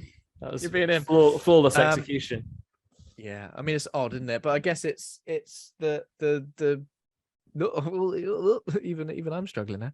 The balance of the way just some of these things are sort of perceived, and just the way that that male sexuality often is believed as being like this thing which is, it's your, men are supposed to like go out there and be promiscuous and have all these sexual partners and stuff, and almost are perceived by society as being something of like, what a great guy, he's a legend, he is. But obviously if women were to do essentially exactly the same thing, act in the same way, a lot of society connotations are that person's a slut, a whore, and all these negative sort of connotations that surround that. And I guess it's just being represented in the education of these people as well. See that it's making it that it's so ingrained in society, from sure it's an extreme version of that, but it's so ingrained in society that those problems start at the curriculum. Just let everyone have a look at that drawing. You could argue again that these are things that you can say the metaphors are on the nose or heavy-handed, but sometimes it feels like taking a more delicate touch on these things, the message is just not received by a broad audience. So you know what? Sometimes do an extreme message. It's fine. I think take your message to 11. Yeah. And also, when obviously at this promised meeting, she meets her classmate Ryan, who was in class earlier, and he was the one who said vulva out loud. I thought he was the same guy as Toby. I know, they picked people that look awfully similar. They look incredibly similar. They look like what's his name, Wes Borland from Limp Bizkit, without the makeup. Get a picture of Wes Borland up now and tell me that's not the classmate Ryan. Unbelievable. And they both look a lot like cool neighbor Greg from It Follows as well. Another great companion piece to this film. Okay. Yeah. But yeah, after this happened, what she says to Ryan, she says, "Oh, did you drive here?" Because they're at a dance or something, aren't they? And he goes, can you drop me off at home? Yeah, they're right. So they go to, there's been another speech from Abstinence Club, and again the indoctrinated kids who are going, "No way," and she's like, "Oh, I can't speak to you anymore," because, and again, this is what I'm saying, the guilt that she feels having been the victim of an assault, she feels like she is now in some way unclean or unpure. I know she also is feeling guilty for having bitten his willy off, but again, like in terms of real world sexual assaults, like a lot of the times victims they blame themselves, they feel like they've done something wrong, or that they feel guilty and dirty and all these different things afterwards. So yeah, this in terms of a narrative definitely made sense. And the teacher comes and takes over the speech after she, says that she's not allowed to speak to them, and all of the chorus of kids have got like a special shaming phrase that they've rehearsed, that some scripture or something like that, like, "Oh, unclean and the temptation of the sun," whatever. So she's off, and then she's at a big rave up, like school disco, and then she gets the identical looking friend to drive her home. That was really funny, by the way. That really made me laugh, where it cut to the school disco and it's like crazy classical music playing and kids in the promise uniforms are like bouncing around. Yeah, to a violin rave. Yeah, that was kind of weird. I really liked it. Yeah. It's super surreal in a way. Yeah. Yeah. So violin rave. This chap asks her on a date. Said, "Oh, do you want to come on a date with me?" She says, "Nah." She says, "No, thanks." He drives away, then kind of gets this entitled rage, and he's like, "Well, actually, no, I am gonna demand you go out with me." Knocks on the door, and then edgelord brother thumps him. Yeah. Punches him in the even this is a bit odd and unbelievable. And the edgelord brother, he kind of goes, "If you want more of that, then come back here for me. Oh, I'll tell you what, you want a bunch of fives? Got loads of them. Give you a knuckle sandwich, mate. Yeah, come I'll round give for you a tea, fried mate. What you knuckle. got on the menu? Yeah, knuckle sandwiches. Knuckle sandwiches all day long. And then you can have a touch of my sideburns / sideboards. Yeah, I'll tell you stripe. what, you know, a knuckle sandwiches, you want to smell the cheese on that? He goes, all right. Punch him in the face again. Don't smell the cheese, you idiot. What's this there on your chest there? What's that? Hey, look at that. Have another one. I'll tell you what, though, I do want to give you some serious advice. You know, if your hand's bigger than your face, you've got cancer. Oh, no! You pushed him. Yeah, he's giving him a right thumping. Oh, yeah, amazing. so he's thumped him up. But yeah, and then what? Dawn goes back. She goes out on a bike. She goes out on her bike and goes back to see what's happened. There is no. Oh, do we see? I forget which order this is. We do perhaps see Toby getting yanked out the river by the polis at some point. Yeah, that's a moment. I think that's after this bit. So I think initially, so she obviously goes back to the swimming hole, goes back to the cave. Don't really know what she's looking for. The crab just benching his dick. Oh yeah.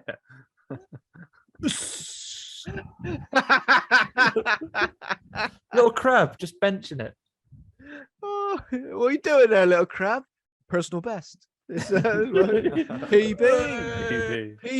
PB smashed. Yes. Don't look like you lifted. Don't look like you lifted much. Looks terrible. So yeah, we'll obviously get a shot of a crab fondling, nipping at a little severed penis, which is enough to send anyone off the edge. But she screams. Dawn screams, and then seconds later we see a sort of Mount Doom dropping of a ring off of a cliff into the water.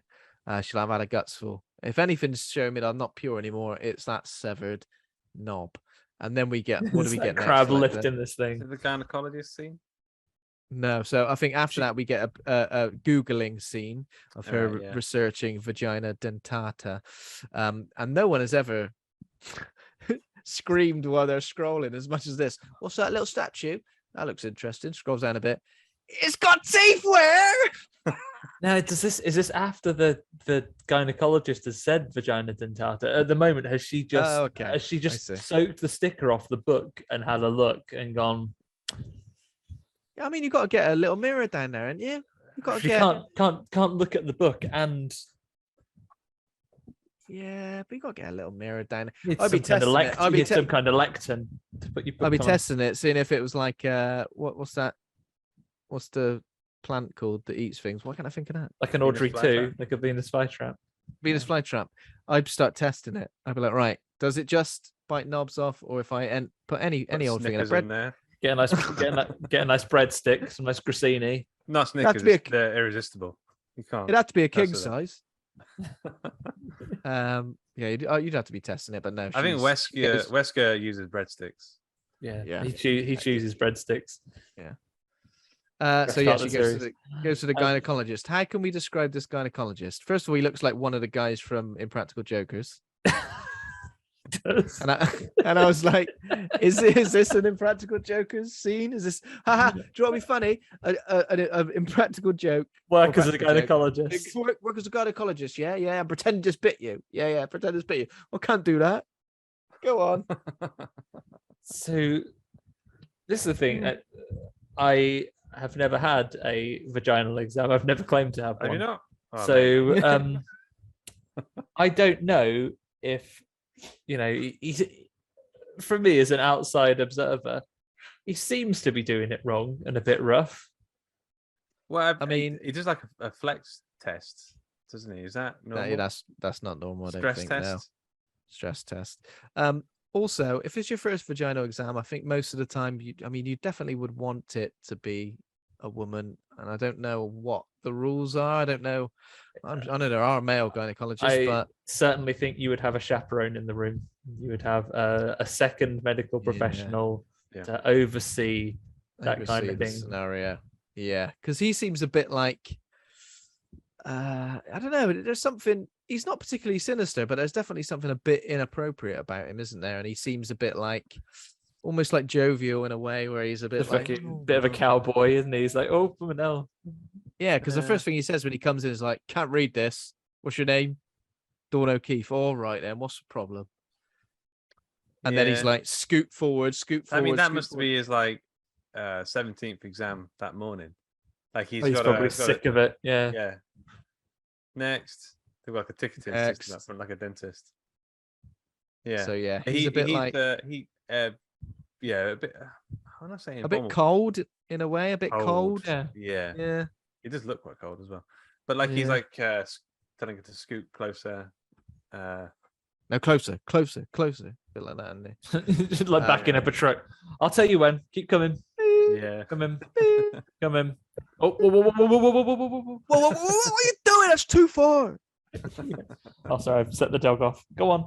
Go lie down. Also, like, he takes his glove off when he does the what does he call it? Stretch test. He takes his glove off. I'm pretty sure that's not normal practice. And also, a part of a gynecological exam can't be. Let's see how many fingers I could put in there.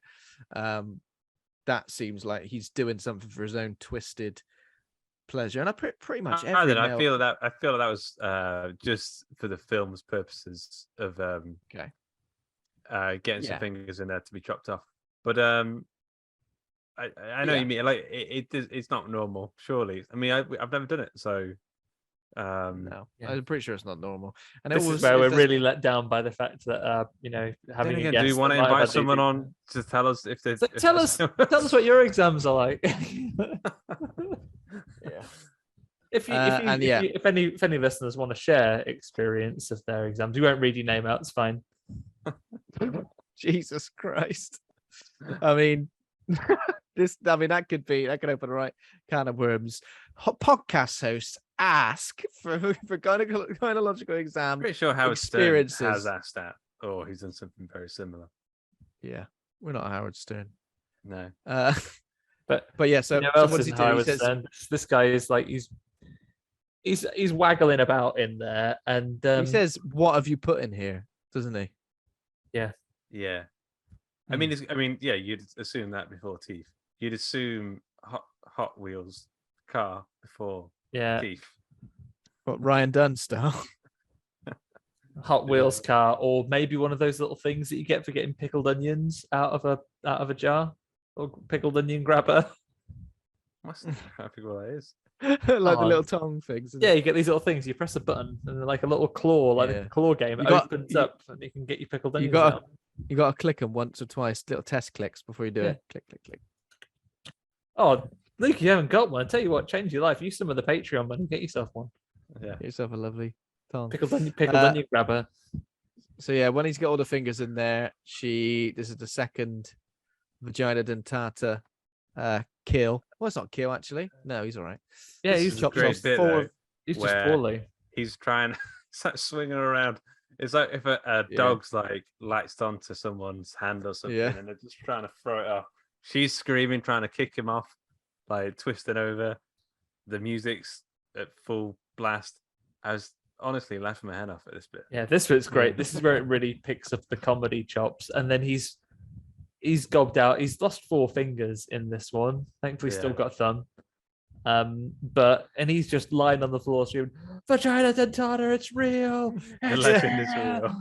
The legend is real." Like that's been in his head every day as a gynecologist. Every time he puts his hand near a vagina. If he did think it was even a myth, wouldn't there be a bit of a part of him that like wouldn't dare to be so casually sticking his fingers up? Yeah, you think you would have? You think you would be always being careful of that, or have a metal hand like Dr. No?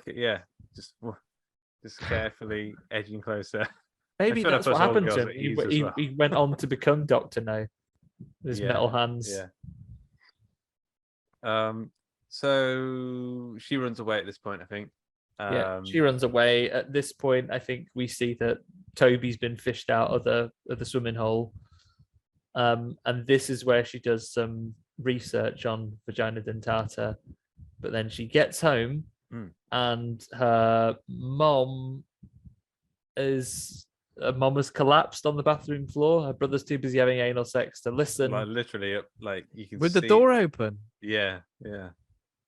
Like imagine she died and that was the final thing she'd seen.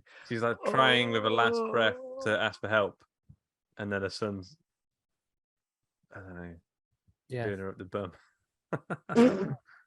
You would think the girlfriend, though, who is a fairly normal person, would be like, maybe no bum sex now. Your mom appears to be dead, like looking at me. Maybe no bum sex. Oh yeah, obviously the moment when she's going home as well. There's like police. Looks like police are flagging her down, but then and they're like, get out of the way, pull over, get the fuck out of the way. Like, Arrested. After her. Yeah. And I think that's the bit when we see the body being brought up. We obviously, what did he die of? Blood loss, shock. We see there's a bit of we have a couple of hospital scenes throughout the rest of the film. One of the coroners has found like what he describes as like a lamprey tooth in the stump of old Tobe's business. So yeah, it's like one of those little cookie cutter sharks, got like big pikey teeth. And then we also see the gynecologist at some point, a little cutaway, getting his fingers reattached. And it's like, do you want to tell us what happened? Like, no, he doesn't want to. Oh, bloody hell. That big knife I was using to cut up a courgette slipped, didn't I? Slipped, and I was using so much force to cut off all 4 of my fingers. Either I was doing like a test your might, and I went for a material and I karate chopped and it chopped my fingers off. I was doing an Impractical Joke, for the TV show Impractical Jokers. You might have heard of it. And it just went wrong. Stopped my hand in a Resident Evil laser corridor. What could you say? Oh, vagina did it. A what? Bandsaw. I was being silly in tech class. Bandsaw's good. Yeah. Bandsaw. Yeah. I was being silly in tech. I didn't read the cartoon rules about what orders I should follow. I had my fingers off. So the mom is poorly. She's at the hospital. They meet back up at the hospital. Is this the point where Dawn goes to? She's got nothing. She's got no one to go to. She's been sent home from the hospital. The mom is ill in hospital. Dawn goes to see the other boy from school because she has nowhere else to go, really, and she's worried that she's a murderer. What's a good thing to do is if you're worried that you're a murderer, go and see someone who looks exactly the same as the person you've just murdered, because it will definitely get your head out of the clouds and make you focus on the matter at hand. So she goes to see Wes Borland, Mark II. Oh yeah, I was thinking he looks a lot like Patrick Fugit. I thought it might have been Patrick Fugit a couple of times. But it's not. Hale. It's another guy. No, that's the other guy. What's his name? Ryan. Ashley Springer. He does look a bit like a Springer Spaniel.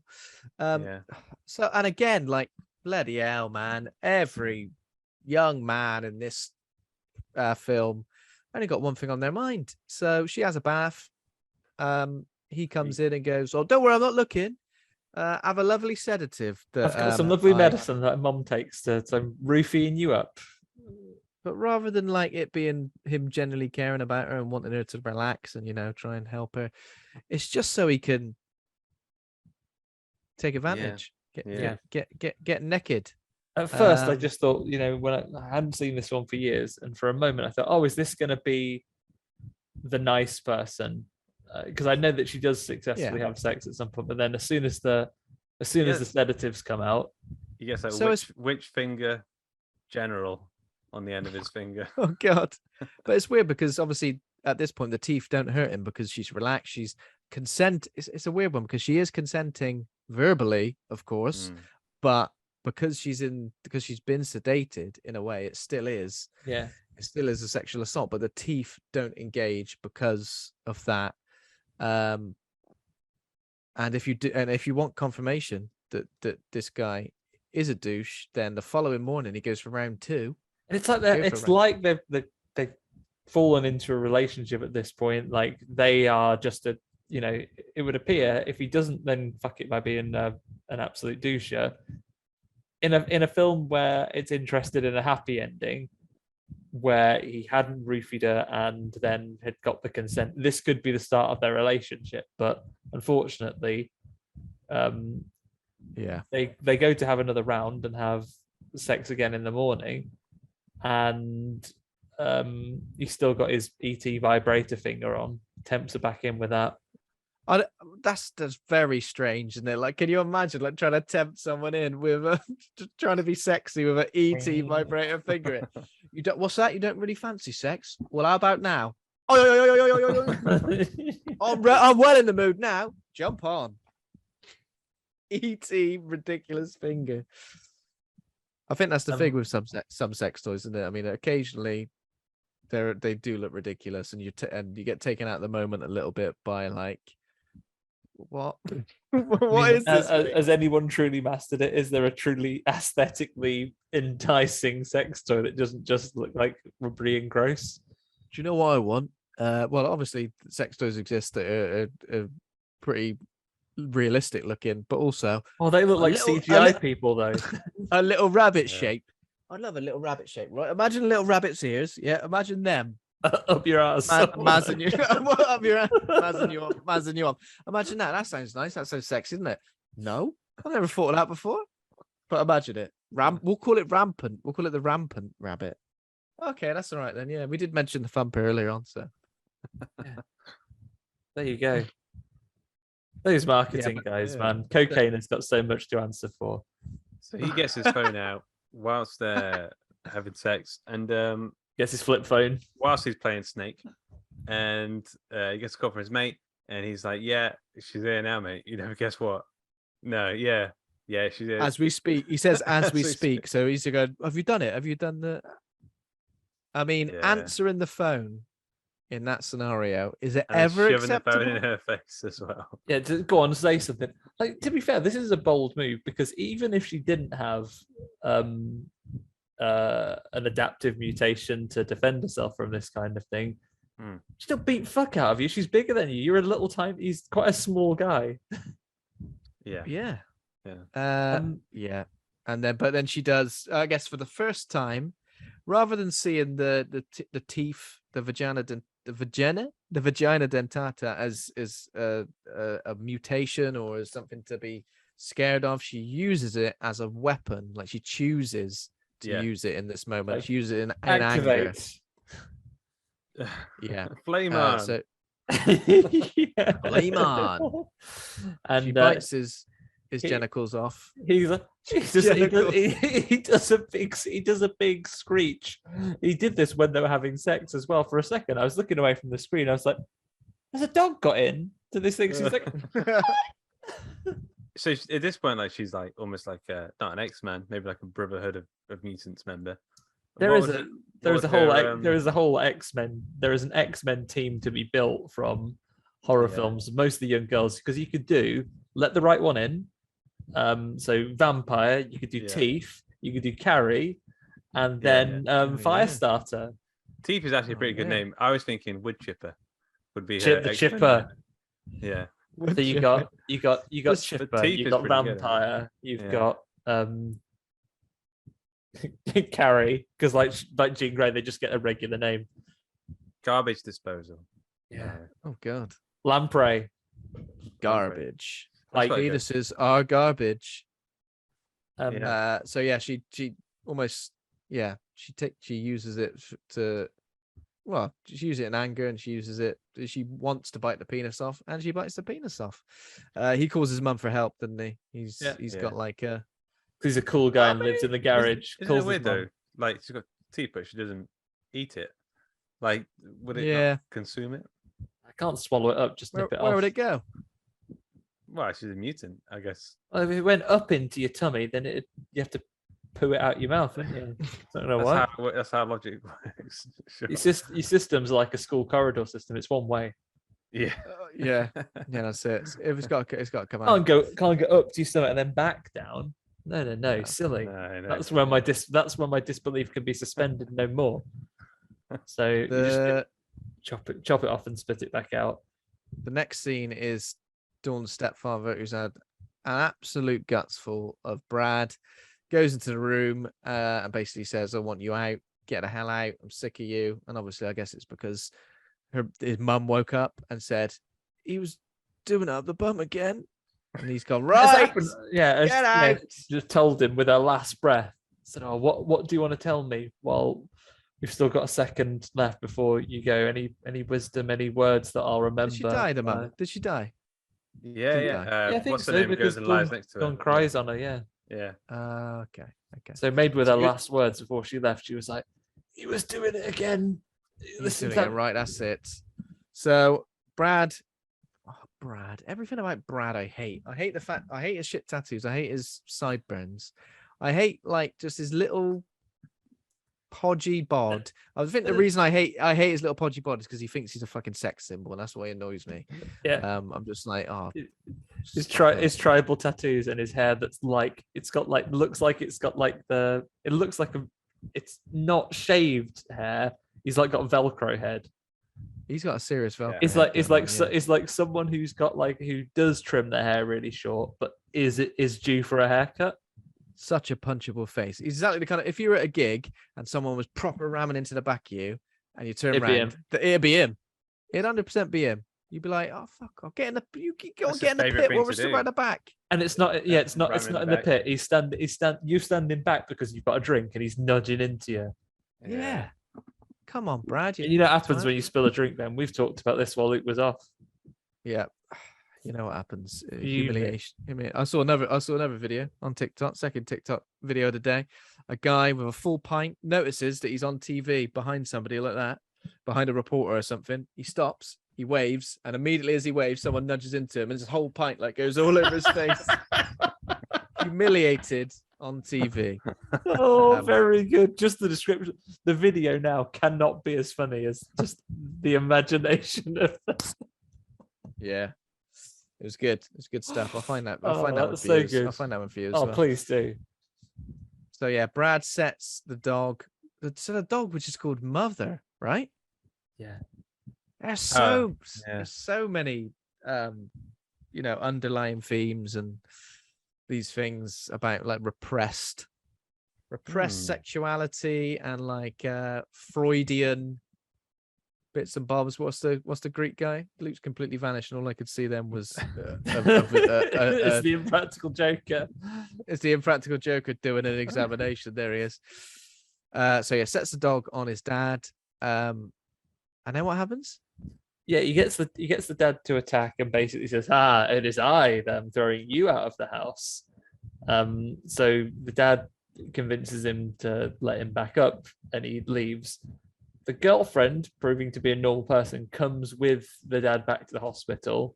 Dawn arrives at the hospital. The mom has died. She lies on her and is very upset, obviously.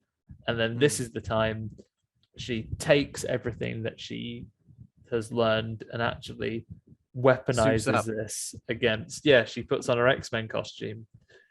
Which she is goes bit of eyeliner. Yeah, bit of eyeliner, and then goes to see Brad.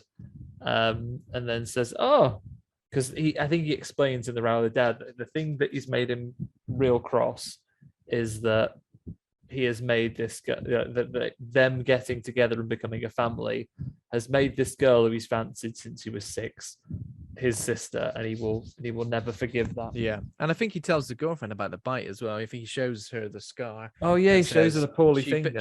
She bit me, but it wasn't her mouth that bit it. And rather than she go, "What was it then?" She just goes, "All right." Yeah. Well, that's weird. That's weird. Very strange. Yeah. So obviously a lot of mad, fucked up people involved in this scenario. And Dawn decides to go and get final revenge on Brad. Teach him a with lesson the thing, once and for teach all. him a lesson with the thing he like wants the most. He wants that's why he's the way he is, because he's got this repressed sexual attraction for, by all intents and purposes, is his sister. Yeah. Mm. She goes on to him, and actually, after all his bravado and him having several conversations where he's like, "Yeah, you want some of this, then, do you?" Now he's a little bit hesitant. He's like, "Oh, this is weird." Yeah. And I think he makes his attempt to do his usual trick and have anal sex with her, and she goes, regular, please. And he's like, Regular. and Really I think sorted. this is a flipping. There's probably some great symbolism in here that I'm not qualified to speak about, but there is a flipping of the thing. He goes to have sex with her from behind, and she kind of takes that power. Every other situation she's been in, a man has been on top of her, and then with the sex with the the other guy, when it happened last time, that's the first time that she was on top of that situation when she made that choice to engage Ethan. Now That's she, good. she gets on top of her stepbrother here. Obviously, she directly knows what she's going to do, and bites his old tackle off, and then gobs it out onto the floor. Yeah. bites his old tackle off. So his reaction to it is the weirdest, I think. Everyone else is in like agony and pain and screaming. He's like kind of just confused. What? No! Oh no, not me bloody Willie, not me Winkle. It's Pierce as well. Got Prince Albert. Yeah. Got Prince Albert in there, which is got a big Prince hazard. Philip, I almost said. Got a bit of a hazard for what's about to happen, though. A bit of a choking hazard. Yeah, the dog gets out, and I think he says, "Get her, mother," doesn't he? He says, "Get her." And the dog says, "No thanks. There's food on the floor here, and as you've seen, you've trained me with delicious meaty treats." Yeah. Oh no, actually, I want to eat this little maggot on the floor. Yum yum yum. Yeah. Gobbles it, puts it in his mouth, and he screams, drop "No!" it. Straight down. Not only does he eat it, he chews it right up. Chews it right up. No sewing that back on. Proper chams it up, spits out the end with the piercing and back in though, so we haven't got to worry about. You can have that bit if you want. Pop that bit on the end. Pop that bit back, Stumpy. Stumpy. And then Dawn escapes on a bike. Escapes on a bike, but she gets a puncture, so she starts hitchhiking, and that's when she gets a lift from an old fella. Gummy old man. A gummy old man who's in the background of your video. Jesus, Kojak / Ben Kingsley in Sexy Beast. Yeah. Yeah. So then she wakes up after falling asleep. They're at a gas station, and he keeps locking the door. She's trying to get out. He keeps locking the door, and then he's. It's horrible. He's making a gummy noise. He's making a gummy noise to indicate. Well, I don't know. Maybe he just can't speak, this Magoo-looking motherfucker. Maybe he can't talk, but it's clearly indicated because he keeps sort of glancing downwards, saying, "You're gonna give us a gobby then for giving you a lift." The language of the road. The language of the road. We all speak the language of the road. And then at first, she's obviously disgusted, but then she has a quick look to camera, remembers, and says, "Oh yeah, I've got teeth inside my. I'm an X-Men now, so I got it in my mouth. So so it doesn't matter whichever way round. I can just. This is all a test. This guy is actually Professor X. He does look a bit like Professor X, and he's sitting down. He's creating this with his mind. She wakes up. Yeah. You can join the X-Men. Cerebro dentata. He's got. Cerebro dentata. Tooth in your head. So yeah. We don't see what happens to the old fella. The old fella's old fella. Were you half expecting to hear a scream? Oh no! Oh no, me old Todger. An old Codger's Todger. The Codger Todger smashed off. Little elderly man's Winkle picked. Yeah. And then I guess so begins her life on the road, biting people's dicks off. Biting dicks off until society at large learns to be more careful. Yeah. Not to be quite so and makes a meaty necklace walks around with all these penises just so people know not to fuck with her. Yeah, Literally. There we go, and that's that. And then there's okay. an end credit song as well. Oh yeah. So what are the lyrics? you sent us a screenshot of this. I watched it a couple of times because I just couldn't. The lyrics were just so good to the end credit song. Who put the bump and the bump shooby dooby bump? Who put the ram and the ram along a ding dong? You did. Both are good questions. Okay. both are really important. If you want to grow as a society, we need to answer these core questions. Who put the bump and the bump shooby dooby bump? And who put the ram and the ram along a ding dong? The nature of those lyrics would indicate that it's someone who is both bomb and ram. Yeah. Who put the ram and the ram along a ding dong? Who put the bump and the bump shooby dooby bump? Right, so I've got some actually no, I've got something a little bit different. I've got teeth game for you. The teeth game. You'll pick it up pretty quick. So this first one, the log line. Still a stranger to her own body, a high school student discovers she has a physical advantage that helps her defend herself from wet willies. So what kind of teeth has she got? Ear teeth. Yeah, well done. This next one, still a stranger or to vagina her own teeth. body. Or vagina teeth, yeah. A high school student discovers she has a physical advantage that helps defend herself from giving into the temptation of picking her nose. Nose teeth. Nostril teeth, but I'll take it. Nasal teeth. Nasal dentata. Yeah. Last one. Still a stranger to her own body, a high school student discovers she has a physical advantage that helps her to ingest food. Mouth teeth. Mouth teeth, if you can imagine such a thing. Or tummy teeth, if you want the second round. Extra layers. Like a sarlacc. Like a shark. Neck teeth. Throat teeth. That's all I've got. If you guys want to throw any more in. Have I need to put it on the spot. you got any? On the top of your dome. Head teeth. I thought. No, that's pretty disgusting. Actually, I can't say that one. I think that's all the orifices. I mean, there is one more. I feel like this is disgusting. I'm gonna regret it. Let's do it Okay. anyway. Name game. What's the log line again? Still a stranger to her own body. Still a stranger to her own body.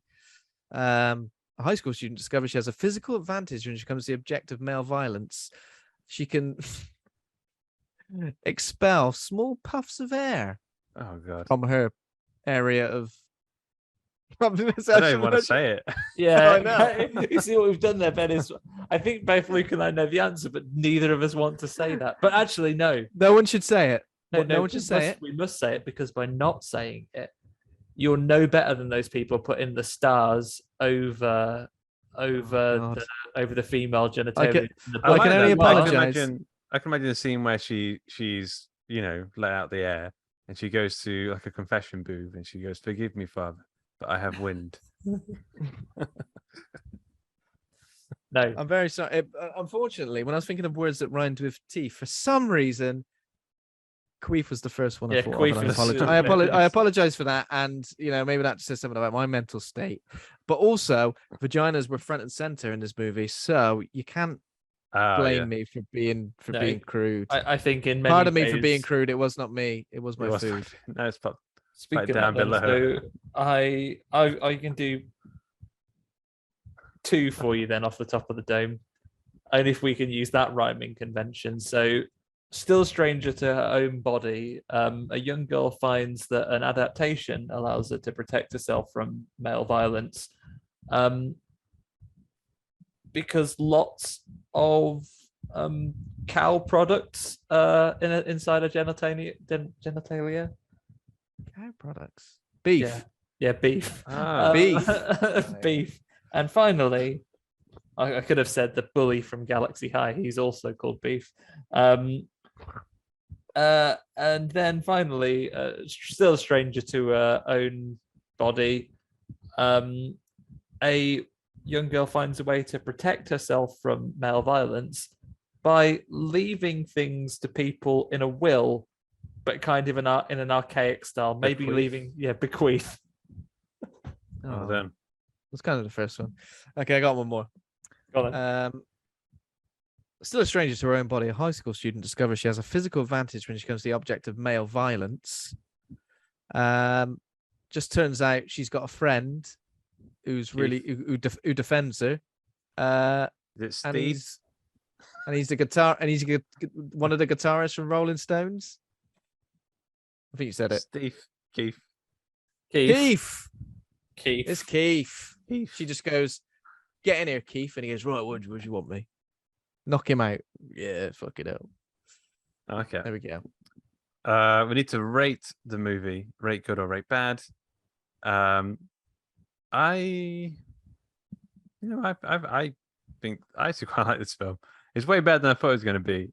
I had a lot of fun with certain scenes anyway, and the kind of ludicrousness of them. I'm going to give it a 7.5 out of B. B. Yeah. A B, not a B minus.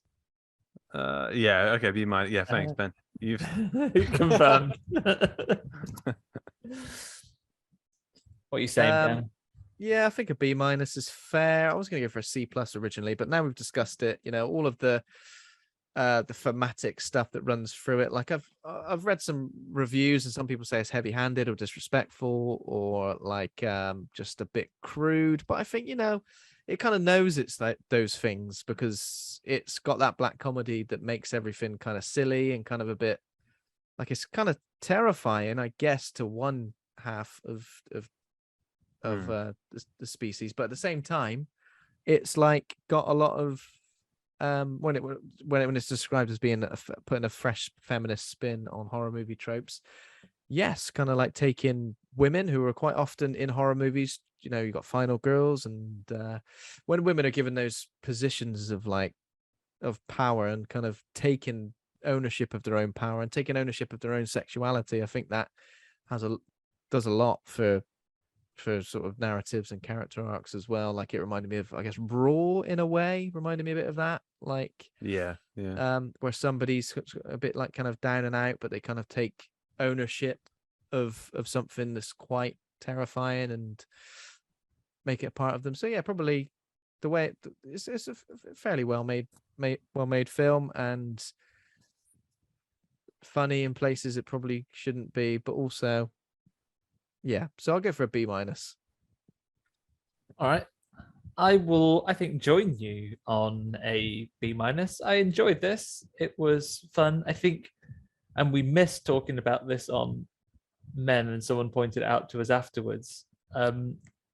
Interesting, a film that is positioned as, you know, a feminist take and those things. Again, I just had a quick double check on the writing and directing credit, male writing and directed creative team. So again, even in this thing, which very overtly looks at the empowerment of women and the messages it has about the censoring of women's sexuality and so on, it's still a male perspective on this, at least largely in terms of who's credited. I can't see who else the people had in the writing room and so on.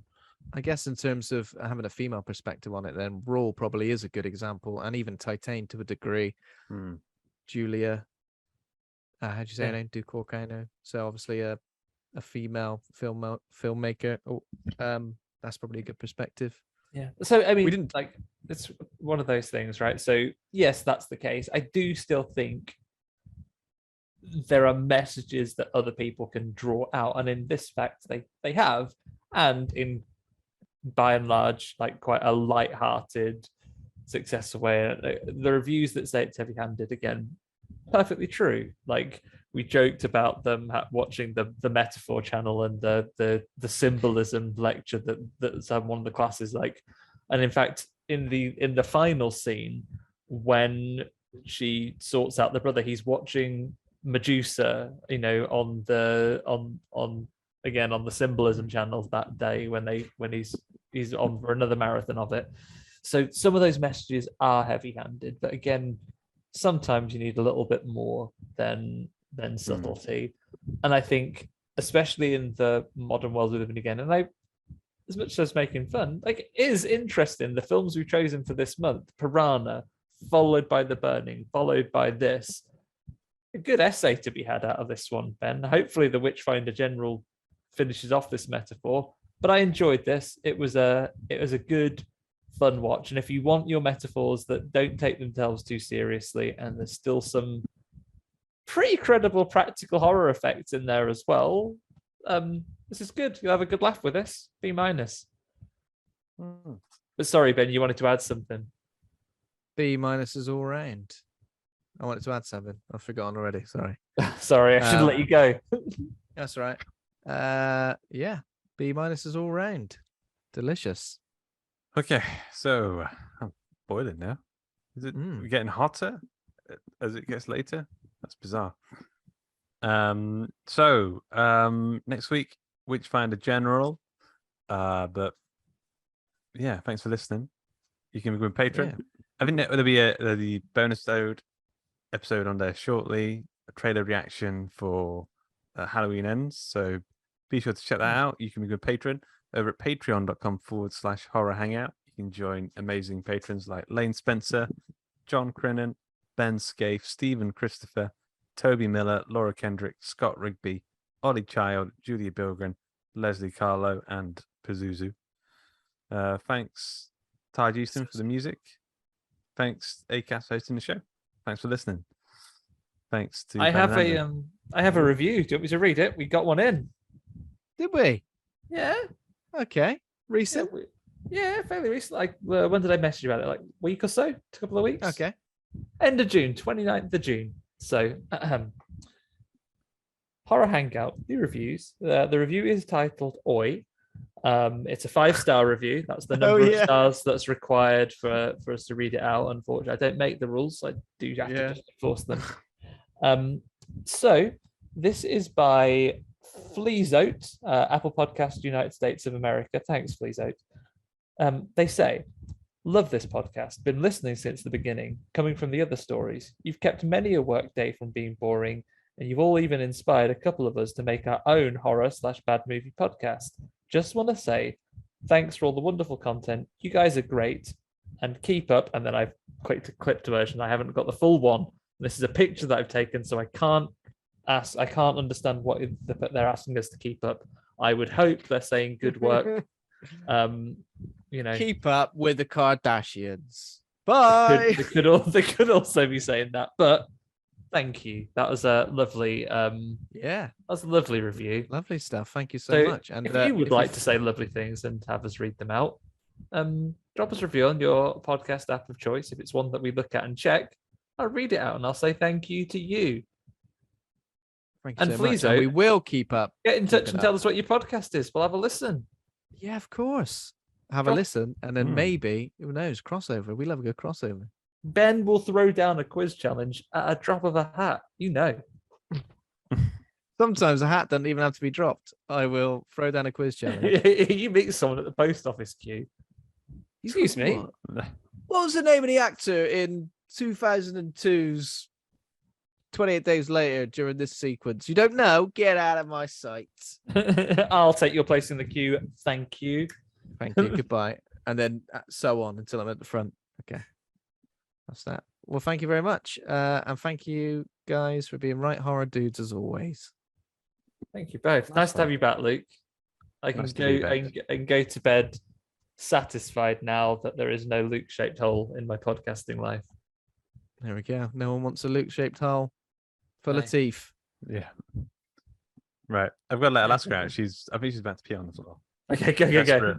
See you later. Bye. See you later. Bye, everyone. Bye. Bye. Bye.